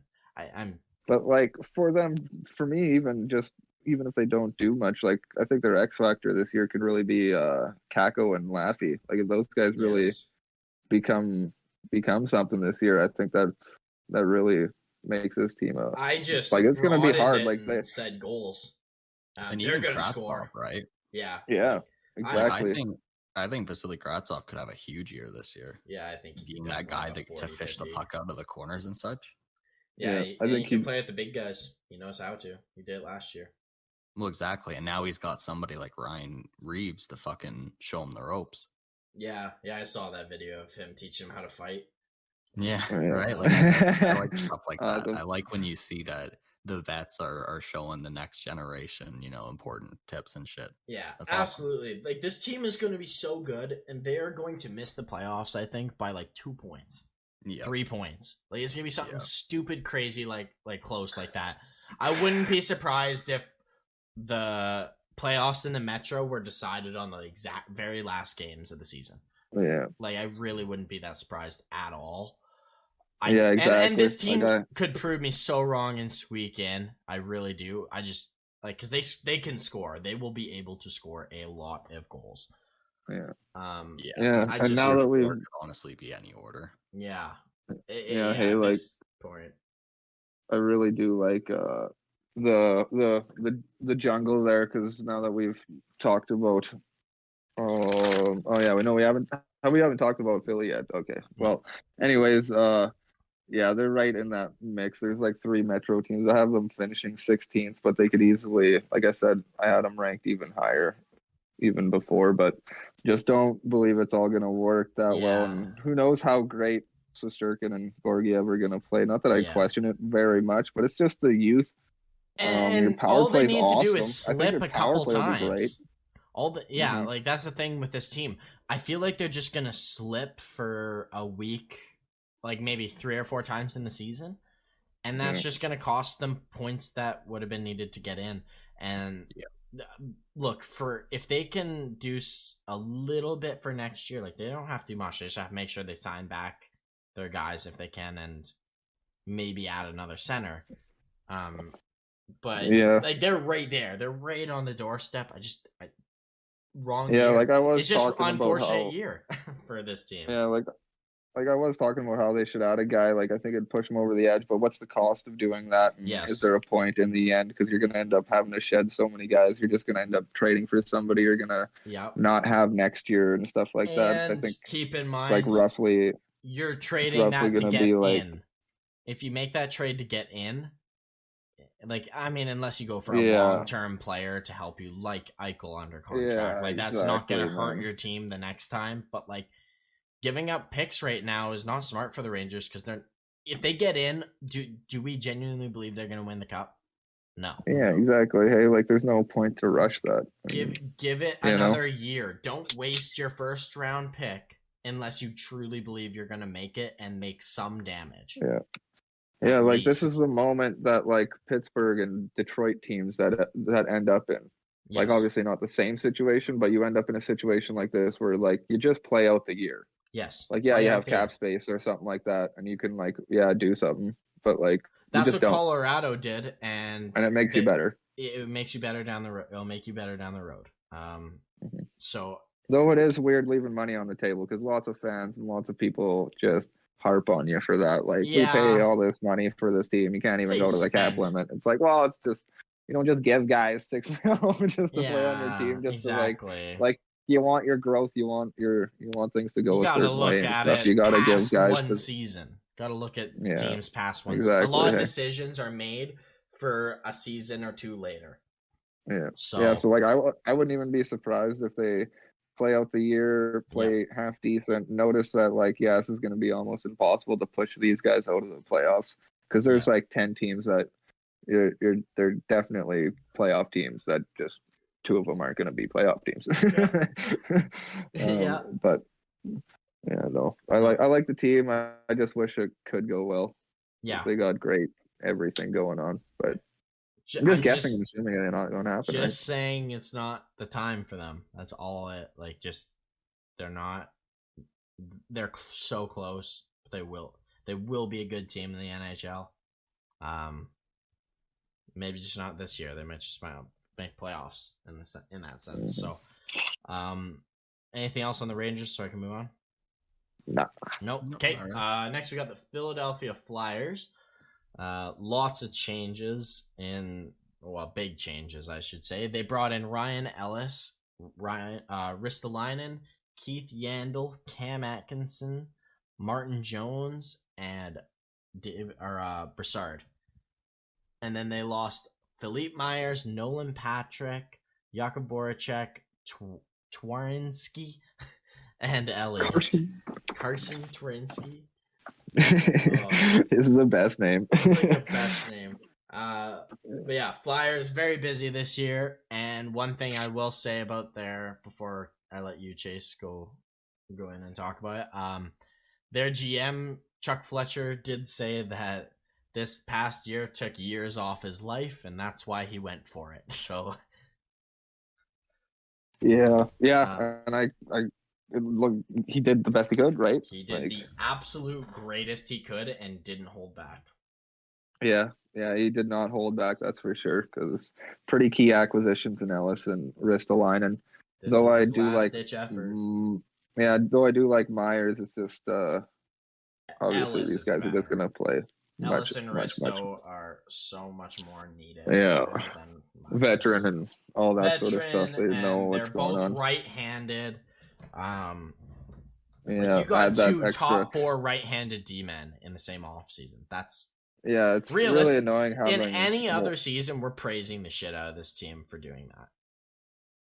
Like in any other situation. So I just like the defense in general on this team. How do you not? Like, now that they've got those guys, having to put Braun in the top 4 all the time was kind of annoying. Yeah.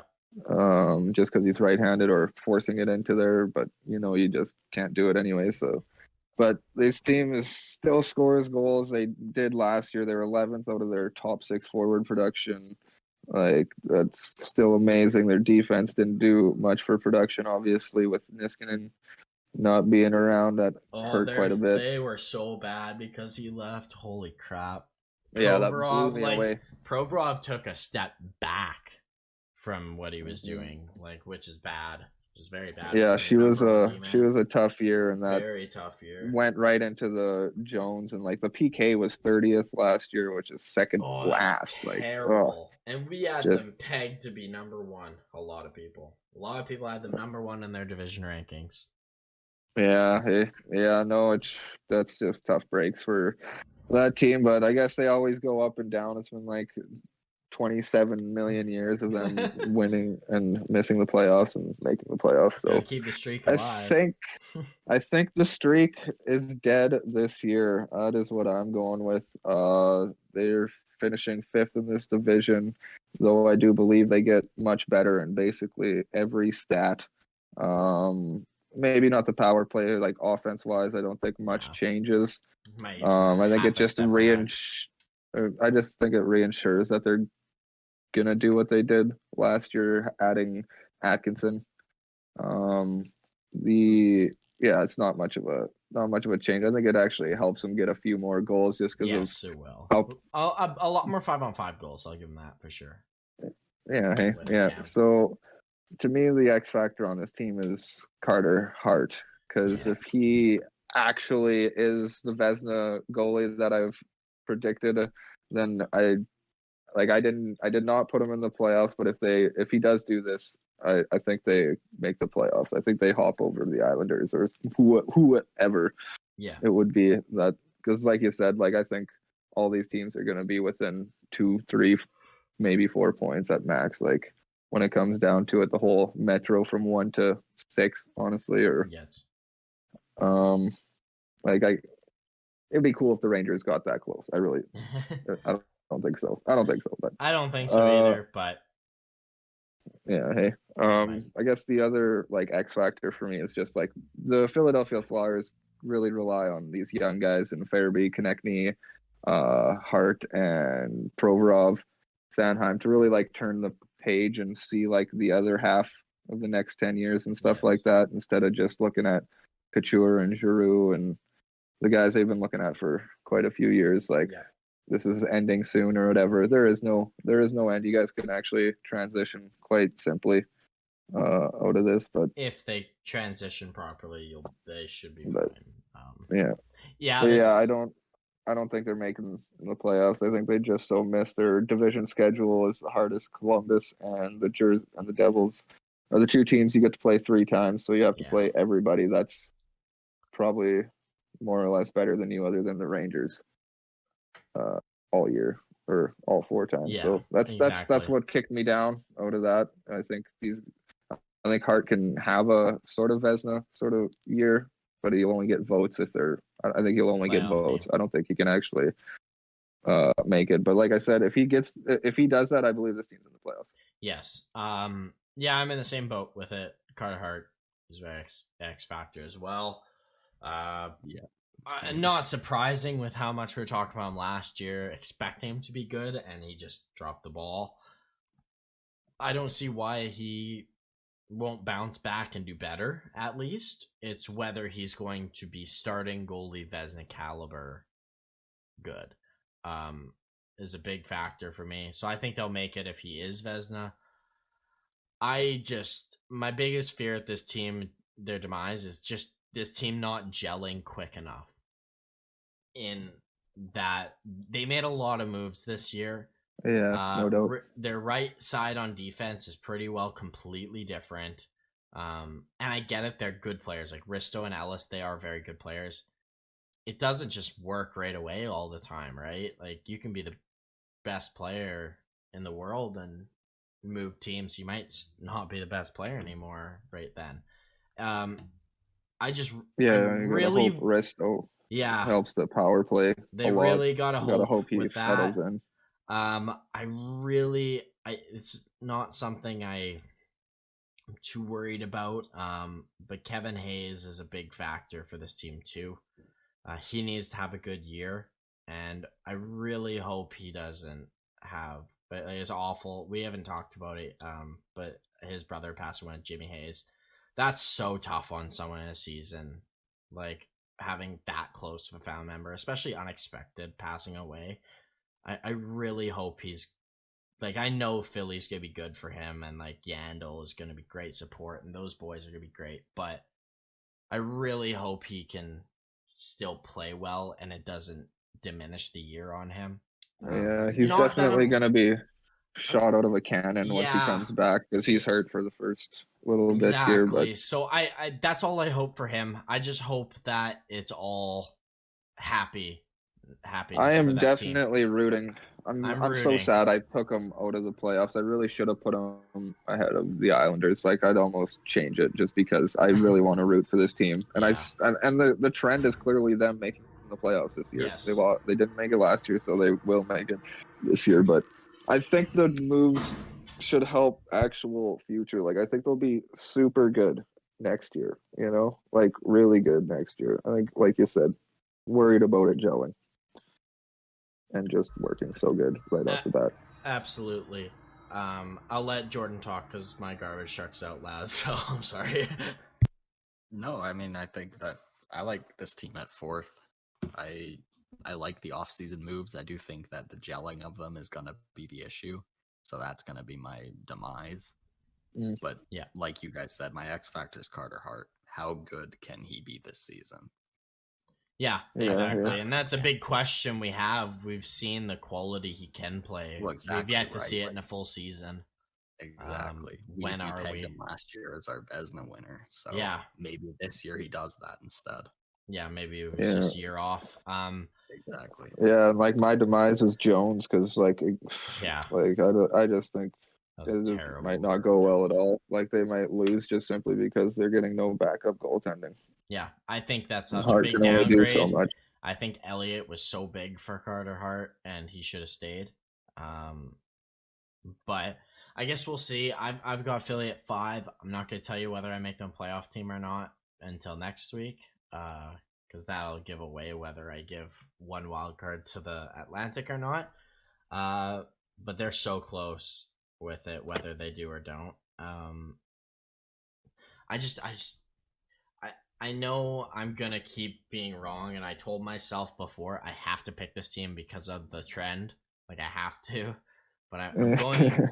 I just don't know. I couldn't decide. So this team is a big question mark coming in with all the moves, whether it'll work year one in such a difficult division, as well as you mentioning, Chase, how difficult of a schedule they'll have playing the two bottom teams less than your Pittsburgh, Washington, Carolina teams, right?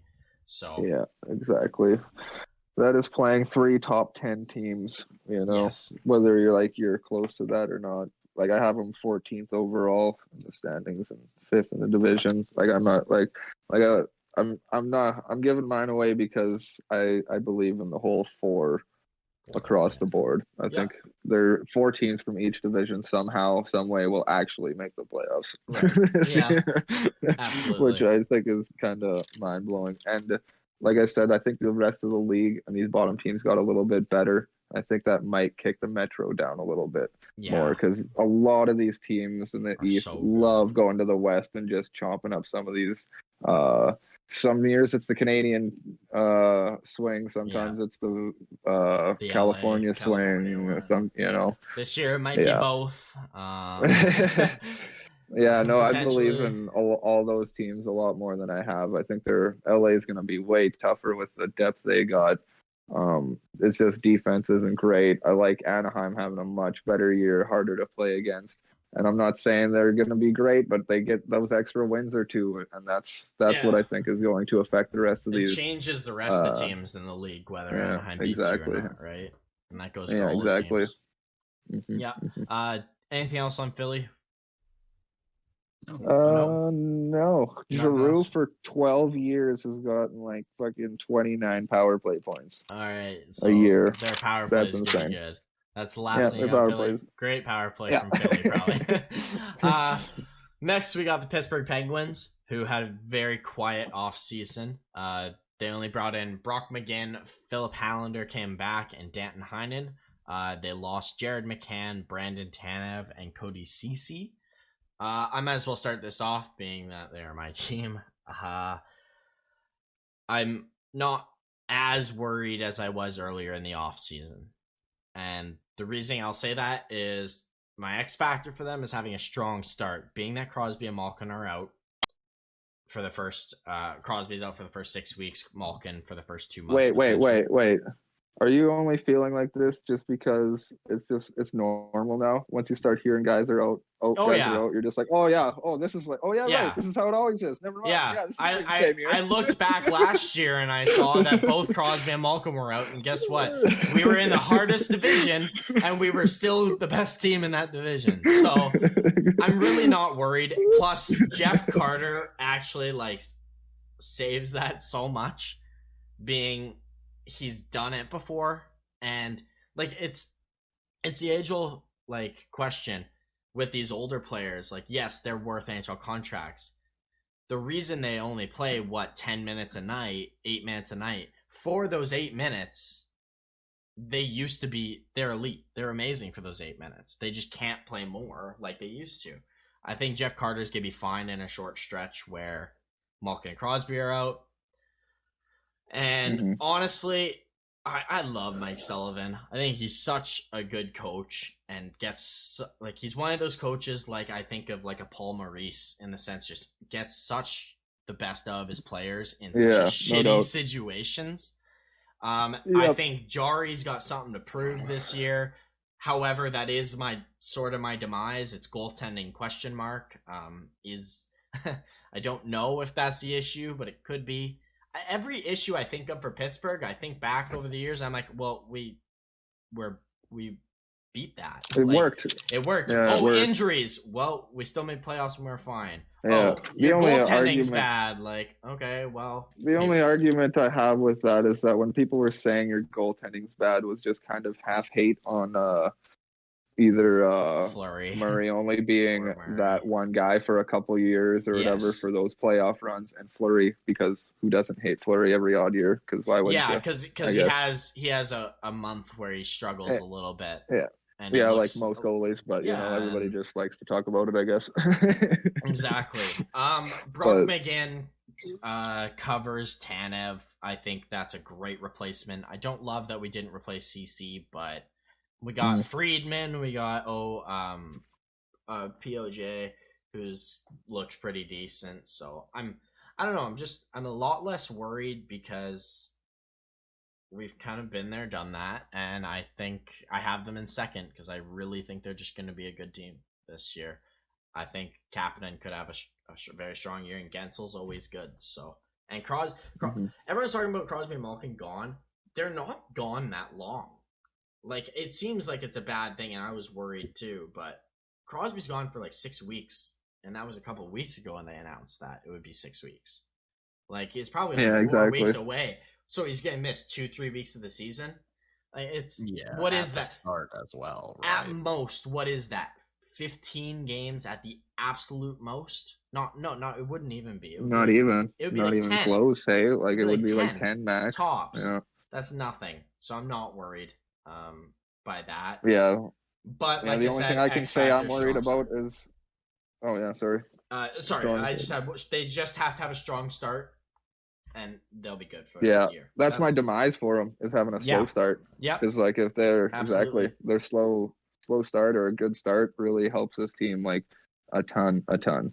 Absolutely.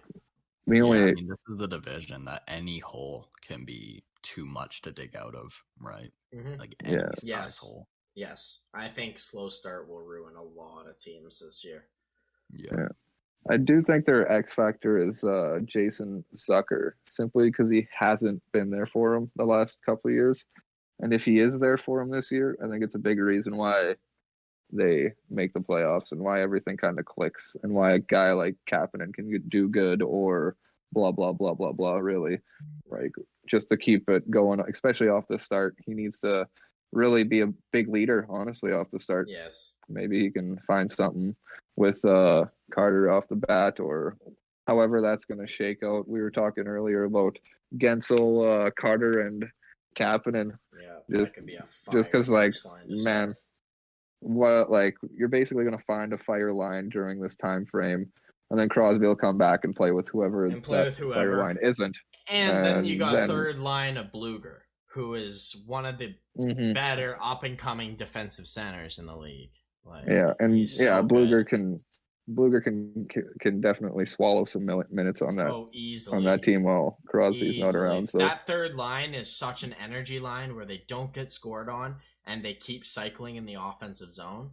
Like, that's all they gotta do. Like, Pittsburgh is the best cycle team in the NHL probably, and if not the best, they're top 3 without question. So, and I think that just wins you. It saves you from the injuries so easily when your whole team knows how to play your system. And as long as Brock McGinn can jump in and play that system well, I'm not worried. Yeah, like, the only thing that scares me is the goaltending, and I think they'll fix it. I think they'll make a trade. I think they'll do something. I really don't. I'm not going to be too worried about it because I think they're going to fix whatever happens. They're going to be forced into the situation where, like, I know Rutherford's been trading all this stuff away and blah, blah, blah, blah, blah, but I really think they're going to get down to a point where they have to do something about this and be like, okay, this move needs to be made if it needs to be made, whether it's goaltending, whether it's a defense move or whatever it is, right? Keep in mind, it will probably happen this off season. I wouldn't be surprised because we have a lot more cap space this off season, as long as we don't sign everyone to, like, fill our cap space up right away. But projecting it, it looks like we should have a little bit of cap space to upgrade at least a backup goalie and second, third line defenseman. Right-handed would be nice. Yeah, so like, I have these guys finishing third in the division. Their division schedule is good. You guys get to play the Devils and Jackets 4 times. Yeah. Islanders and Carolina 3 times. So those are pretty nice defensive stalwart teams to stay away from. Get to play the high-scoring games against Philly, Rangers, and Washington. Yeah. what was the other issue? Oh yeah, you guys start off. I think you guys play what was it, Tampa and and Florida Florida twice in like the first couple months. First So I don't 2 weeks or think 3 weeks. Malkin won't be around for that. So that's a kind of kick in the junk. So like we were saying, the slow start and or strong start really does mean something here. One thing I will say too, last year we had a really slow start, and then we went on like a 20-game win streak for the month. Like, well, pretty exactly. Like we went exactly. 120 like I say, out of 25 games because that's what if you can Pittsburgh back does. up your losing streaks, exactly. Yes. And that's another reason I'm not worried as much, because I think even if we have a bit of a slower season, it's still gonna be. Yeah, I guess my slow start is like a bad start, like a real bad start. Like, you know, like 2-10. Yeah, like it's not good at all. Oh yes. Sort of thing. If we need to, if we're 500 or close, not worried at all. Yeah, exactly. Hey, but like the one thing that's crazy, like their top 6 forward production 9th last year. Their defensive production was 5th last year. Power play was 4th last year. We score a lot of PK was 27th, so that's got to get better, or else you're probably not going to squeeze in. Like that needs to tremendously bad. It is very but bad. That could have to do with the division that they were in and stuff like that, or whatever. You know, there's a lot of good power play teams. There's a lot of things that are going to make a little bit more sense this year once we get to playing a lot more teams instead of just the same teams. Can you check something actually quick? Because you said Philly had 31st power penalty kill. Penguins had 27th. What did Boston, the Islanders, and Rangers and stuff have? What did those 3 teams get for power play? Boston, or for PK numbers. I imagine Boston will be pretty decent, and Washington. Yeah, Boston was. I think I have the list here from last year. Or? Yeah, from last year, because they're in that division, right? I'm just trying to see if maybe that division was just bad on the PK. The Islanders were 20th on the power play last year, and they were. Where are you? 6th. 6th on the penalty kill. Yeah, I guess the Islanders are good. What about like Carolina, a Washington and Carolina? Carolina. I guess I can give you the top 10 here. So Vegas was 1st on PK. Yeah. Boston 2nd. Carolina 3rd. Okay. Tampa Bay 4th. Washington 5th. Islanders 6th. And that's about where she goes. Okay, never mind. I was After seeing that, if the just rest, random teams. I was seeing if the rest division sucked on the PK, and maybe like the power plays were just super good in that division. That's why we struggled. Yeah, the power plays. I bet the power plays for that division. Carolina was 2nd. Yeah. Washington was 3rd. Pittsburgh was 4th. So that division took 3 teams took up the 2nd, 3rd, and 4th spot. So that makes sense. Power plays. Why our PK was a little lower. It does need to get better though, without question. Like you said. Yeah, 27th is kind of like that's. It's bad for a team that's supposed. And keep in mind, we got 6th in the league, and we had that PK. We were. Exactly. Overall. You guys were 1st in the division and stuff like that. Okay? Like. Yeah. That's big. But no, Jordan, do you have anything else on Pittsburgh? Anything you gotta say? I think I've got them at 3rd too, and I think I absolutely agree with you guys said. Right, like if they don't have at least a decent start, that could be hard for them. But if they do at least hold their own for the start until they get some of those injuries back, I think that they could easily move up to 2nd. Yeah, absolutely. But I certainly think they're a top 3 team. Absolutely. Yeah, I do too. Do you got anything else, Chase, that you want to say about the Penguins? No, well talked about. Not really, no. Yeah. No, that's good. Like it is what it is, man. They're fucking so good in a sense. Watch out for their 3rd line winger who is unnamed yet, because that is a big piece. So whether it's Helander, Poulin, if Danton Heinen does slide in and play well, whoever's going to play with probably like a Jeff Carter and maybe like a in the end of things. Yes, exactly, in the end, I'd watch out for that and see who could maybe start popping off out of our system, or just whatever. Like maybe it's even Sam Lafferty who starts to play very well. That's one thing I'll say to keep in mind for. But Let's move on to our final team in this division. We got the Washington Capitals. Before I go on, Jordan, correct me if I'm wrong, if you can think of anything, because I found nothing this team did this offseason for the most part.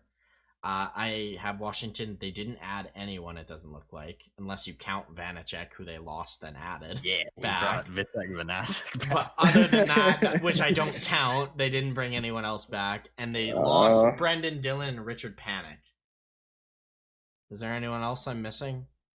Off the top of your head? Was Irwin with you guys last year? Matt Irwin? No, I think that was a free agency signing. Yeah, because he might actually be a 6th, 7th guy. Okay, so Matt Irwin is your only ad. Yeah. Well, we gotta say the ad is McMichael. Like, he's definitely okay. Yeah, that's an ad, I guess, if you're counting. Because they have nothing else to say. Yeah, true. That's not necessarily a bad thing. So no, it's not. No, it's not. I guess McMichael is the only thing, but. Jordan, you can start it off on your team. I've got them in first. Nice. It is hard to bet against the Capitals when it comes to the regular season.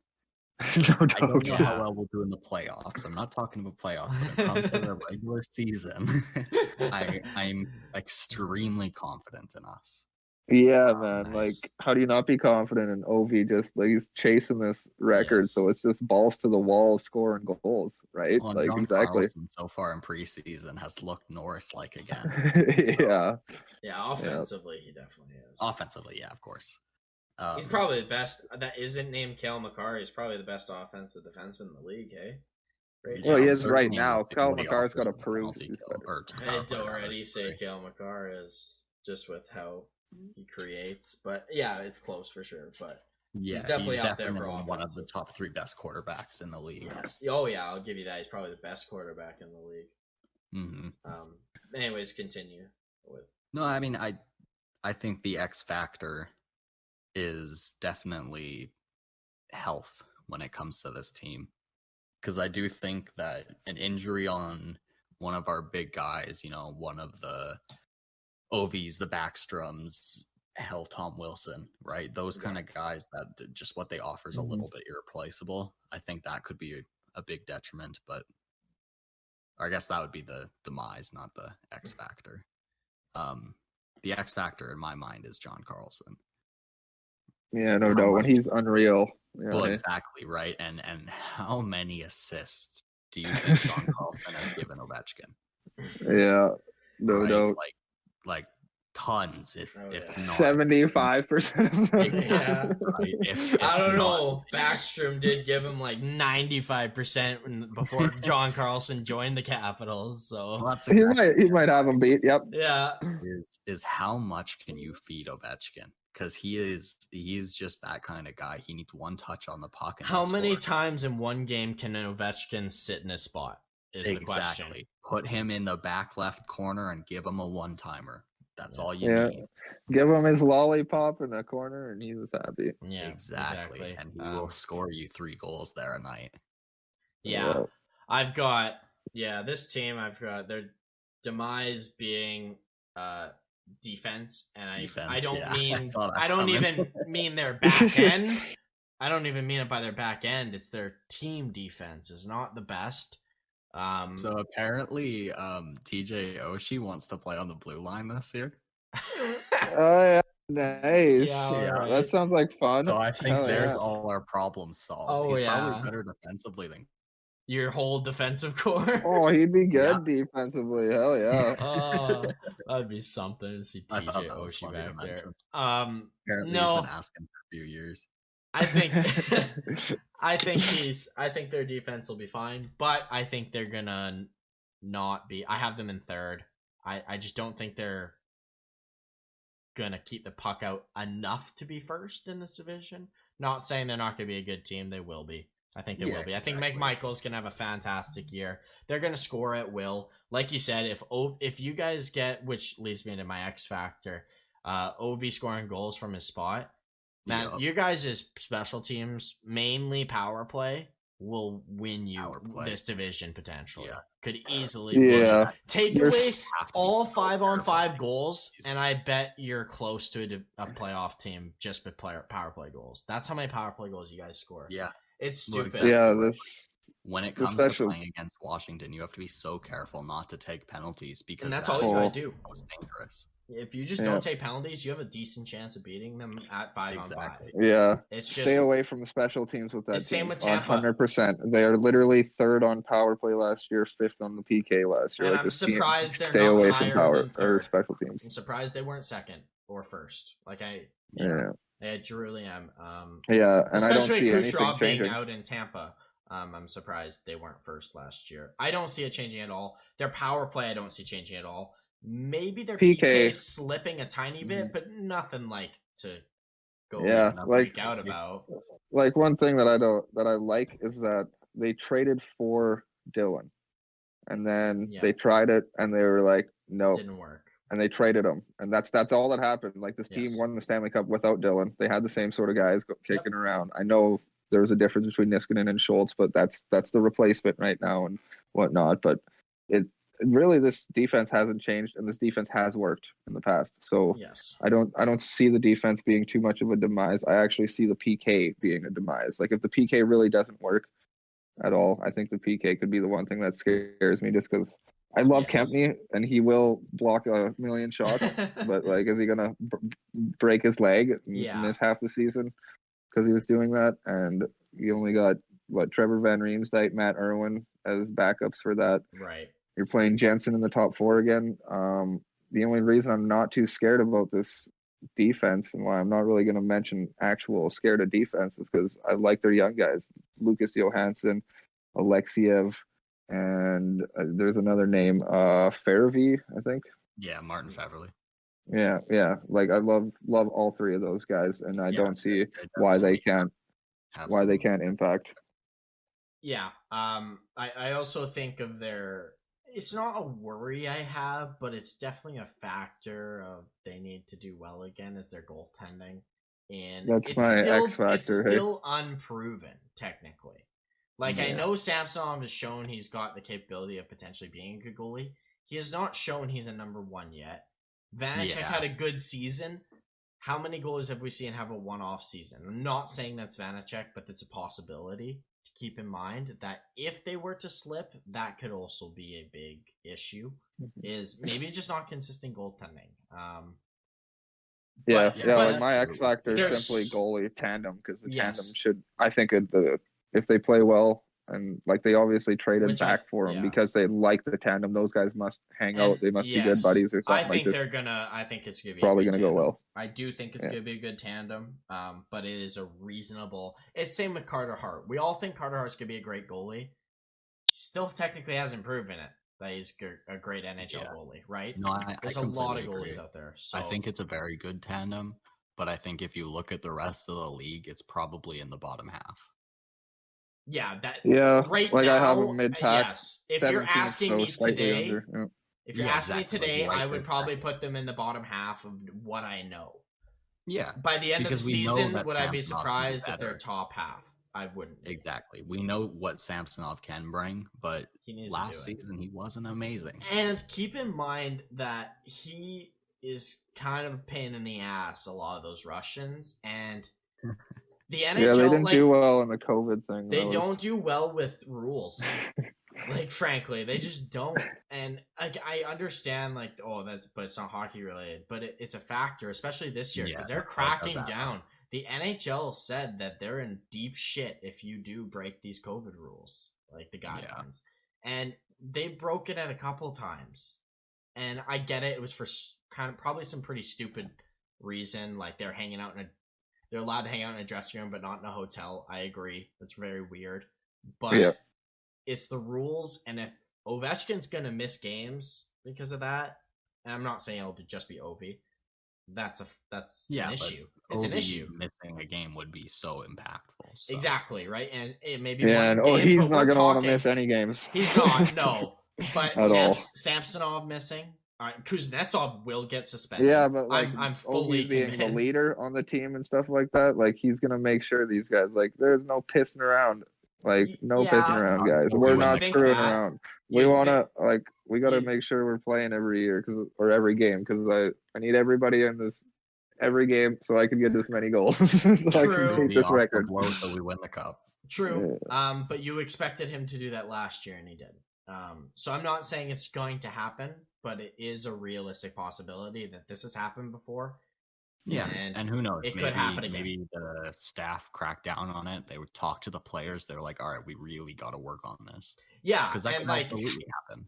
And by the way, I'm just nitpicking, just to nitpick. Like it's a good team, right? It's hard to find flaws in a lot of these really good teams. And that's the issue with this division. We came to the by the way, guys, like for you all listening, this was hell figuring out this division. Yeah. I hated every second of doing this because I had no idea where to put any of these teams. I guarantee you, after this podcast, I'm gonna look at this and go, nope. I messed up. This isn't right. How did I put this team this low? How many times I changed the Rangers, Islanders, and Philly? Yeah, it was like hot potato with those three teams. Man. Like I said earlier, like I can't believe I don't have Philly in. Like I believe in Philly, and yet I just I'm just gonna pretend like reality won't be that. And like it's weird to say that they'll break the curse this year and miss the playoffs 2 years in a row. Because I thought they broke it last year and they did. Because amazing moves they made this year and stuff like that. Like I have Washington second in this division, right behind Carolina, right, and Pittsburgh right on their ass, man. Like like I said, 8, 9, and 10 in the league. I have the top 3 teams in this division are going to be neck and neck, and the guys that are right out underneath them are going to be tight to each other. Yeah, and one of them's probably not going to make it because absolutely a team you're not expecting to miss will miss. I guarantee it. Like, and yet I'm looking at the Rangers and I'm saying they deserve to make the playoffs. They probably do. I can't believe I have them at 6. I look at them at 6 and I'm like, that's wrong, right? Yeah. It just shows how good this division is. Yeah. Like that's what's crazy is that like with Washington, since we were just talking about them, I could take their special teams away and they're not in the playoffs. That's not like if you can somehow never have special teams play going on during the whole 82 game season against Washington, probably not going to make the playoffs. And we almost kind of said that just because of how we were talking. The Rangers, their special teams make them so much better. You throw those special teams in, that boosts them up a little bit. They're probably in the playoffs. Like, it's so close. I feel like it's just going to be injuries. Like people are going to get hurt. Who can deal with injuries the best is how this season will go. Key injuries are going to be why you don't make Islanders, any of these guys. Like it, literally. I think that's how the Metro is going to pan out. I think that's how a lot of the league. What a pain in the ass. I fully agree. It was so hard. Yes, it's so hard. I mean, we're obviously not going to be right. Like we're probably not. We don't. There's a reason why it's called predictions and not like betting. Yeah, it's more a team preview, like that, right? It's more of the preview we were talking about and the good stuff that these teams can bring, and maybe the bad stuff that's going to happen, as good or bad, right? Exactly. And like I like that. Like it fucking helps with like the understand the layout of like how the league's sort of looking. Like how they're comparing to each other and stuff like that. Like from doing this, I've noticed that like I feel the West is much better than like it's not going to be so East heavy as it has seemed to be. In the past couple of years, like the Metro teams are kind of taking a step back while the shittier teams are taking steps up. Yeah, and like stuff big like steps that. Up too, though. Yeah, like I still say the East is definitely overpowering the West, but I think the West is on the rise finally. Yeah, it will be again. I mean, it used to be once Chicago, LA, San Jose, and those teams were the best. And that happens in every sport, right? Exactly. Like the biggest thing I can think of is when LeBron was in both Miami and Cleveland. It was impossible to get past him in the playoffs. Yeah. Then when he moved to LA, he was in the other side. Yeah, exactly. The other division. So that side opened up, right? Now finally, oh shit, we don't have to go against LeBron until maybe the finals. I love how you're saying, like, comparing the NBA to I hope we don't play LeBron, and then the NHL's I just don't want to play this team. It's crazy how the two sports are so different. Yeah. So co-dependent on one player, that league at times. This will definitely be the first year I say, like, wow, there's way too many teams that should have made the playoffs. Yeah. That didn't. Like, so far we've done 3 divisions. So, like, I'm just mind blown. I don't have Philly, the Rangers, who on the West, like Chicago and Minnesota, I didn't have in. Like, that just blows me away. And even bringing up like Calgary, or just because they could be great. They could be great. But... Well, and I think of it this way: we haven't even talked about a division, and I could count 16 teams that we've talked about already that I would think should be in the playoffs. Until you start realizing how there's just too many good teams in the league, that it's just teams are gonna be the worse. salary cap is working. This is working. Yeah. This is working. This is actually doing well. They can actually, like, let it play out for a couple years, and we will want a wild card. It'll be dumb not to have some sort of change to the schedule and do like a cool wild cardish ending and then go into the playoffs. I don't think the playoffs should ever change. I think how the playoffs is perfect. I think they should change. Maybe something like a play-in tournament. Yeah, like, I'll throw it out real quick just because, like, it's basically, you should just, in a sense, you should almost play everybody once or twice, I mean, and then you take those standings and play, like, schedule-wise till the end, like a play-in sort of thing. Like, you're almost round-robining off of those standings and stuff like that, playing your divisions, and then that brings you into where you get to your standings, and then maybe you have a quick little wild card thing right at the end or whatever. If you're trying to all counts as the regular season or something, and then you just go into the playoffs like normal. Yeah. Because that gives more meat to the regular season. Like, it is kind of like a waste of time, about 20 games of this regular season. You could probably make 20 of these games a heck of a lot more interesting by, spicing it up a little bit, doing a little bit more of a wild card, or you play to play the next team sort of thing. Like, where you end up in the standings after games and stuff like that is who you're scheduled against, or where you end up in the standings after a bunch of games is where you end up to play your next schedule of games, sort of thing. Like you're saying, like a play-in or something like that. So, like, I think that opens up that to happen. I want to see it because I think it would make the regular season so much better. Yeah. And I don't want to change exactly what the league needs. Yeah, exactly. Yeah, exactly. I think guaranteed meaningful games at the last 10 games, like super awesome games, like playing against teams you're literally fighting against, like, hell yeah, What the best thing you can do is, this is what I would like to see at least, is so you lower a little bit the amount of games, but so let's say you're a Metro team. I'm just gonna pretend like I'm Pittsburgh for now, like that's our team. They play everyone that's in the Atlantic, Central, and Pacific twice. Once at their home, once at Pittsburgh.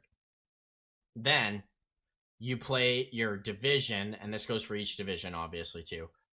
You play your division teams 4 times, each division team, or like 3 times or something. So you lower the amount of games in a regular season because it will be more impactful games.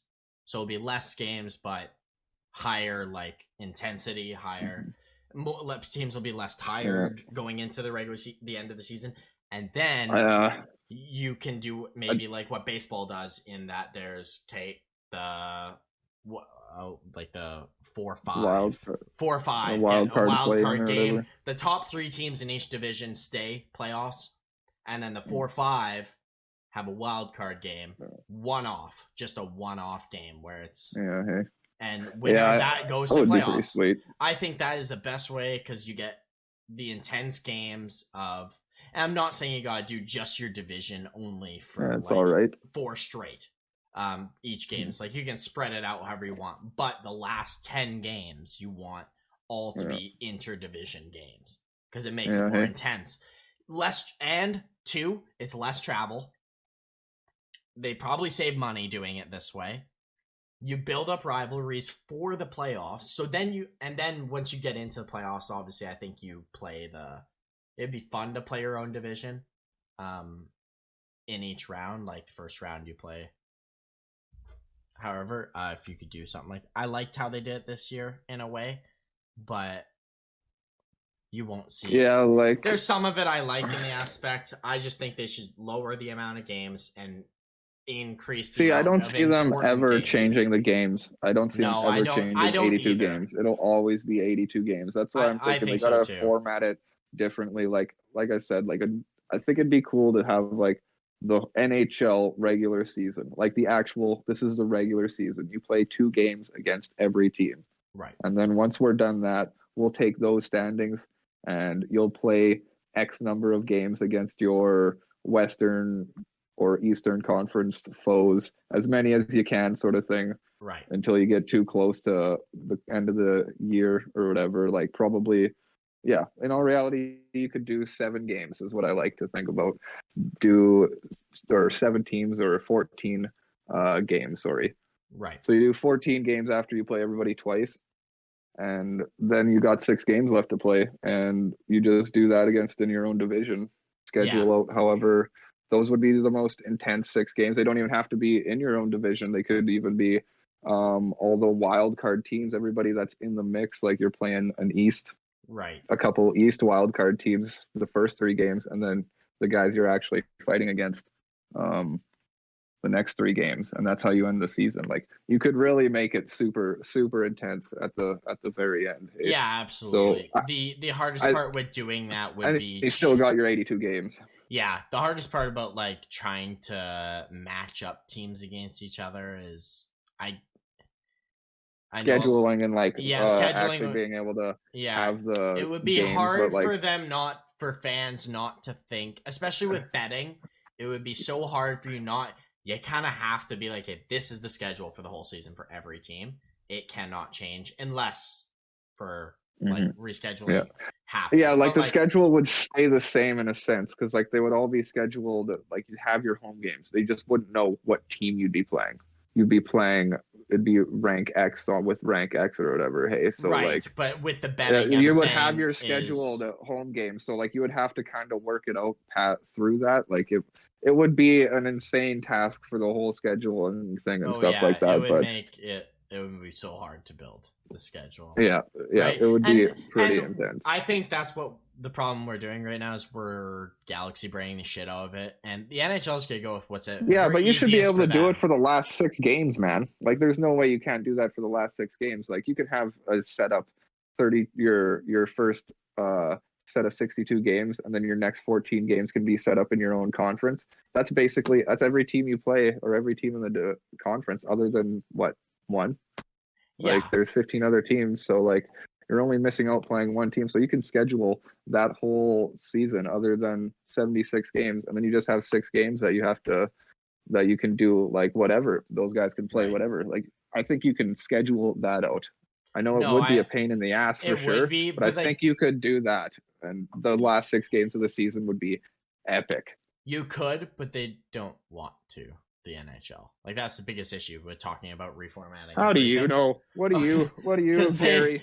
They want the easy. They want the easy way. Are you kidding? Well, if they haven't really changed it much since, for how long back? I don't see anything changing for a while, because like now we have finally 32 teams. We can see how this goes for a little bit. I don't want to really screw with anything too much. And I don't know. I feel like the NHL doesn't like change. It really doesn't. It has not changed much in the past couple of years. I'm baffled with some of the stuff that's already changing in the game now. With the what do you mean? With the cross calling cross checks? Yeah, cross checks finally. Hey, well, and I agree with it to call them, but I'm surprised they're actually doing it. I wish I remember that stat.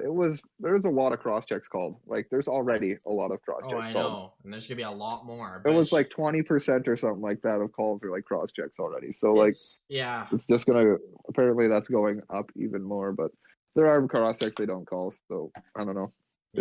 I'm so happy it's happening, because like I agree. It's something that pisses me off forever.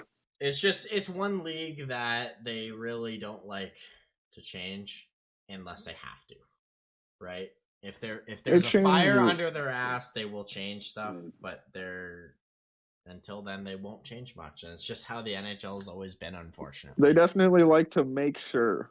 Yes. 100,000% before they actually continue with a decision. Yeah, they do. Yeah. So, and at least with Gary Bettman there too, he won't change it to that aspect.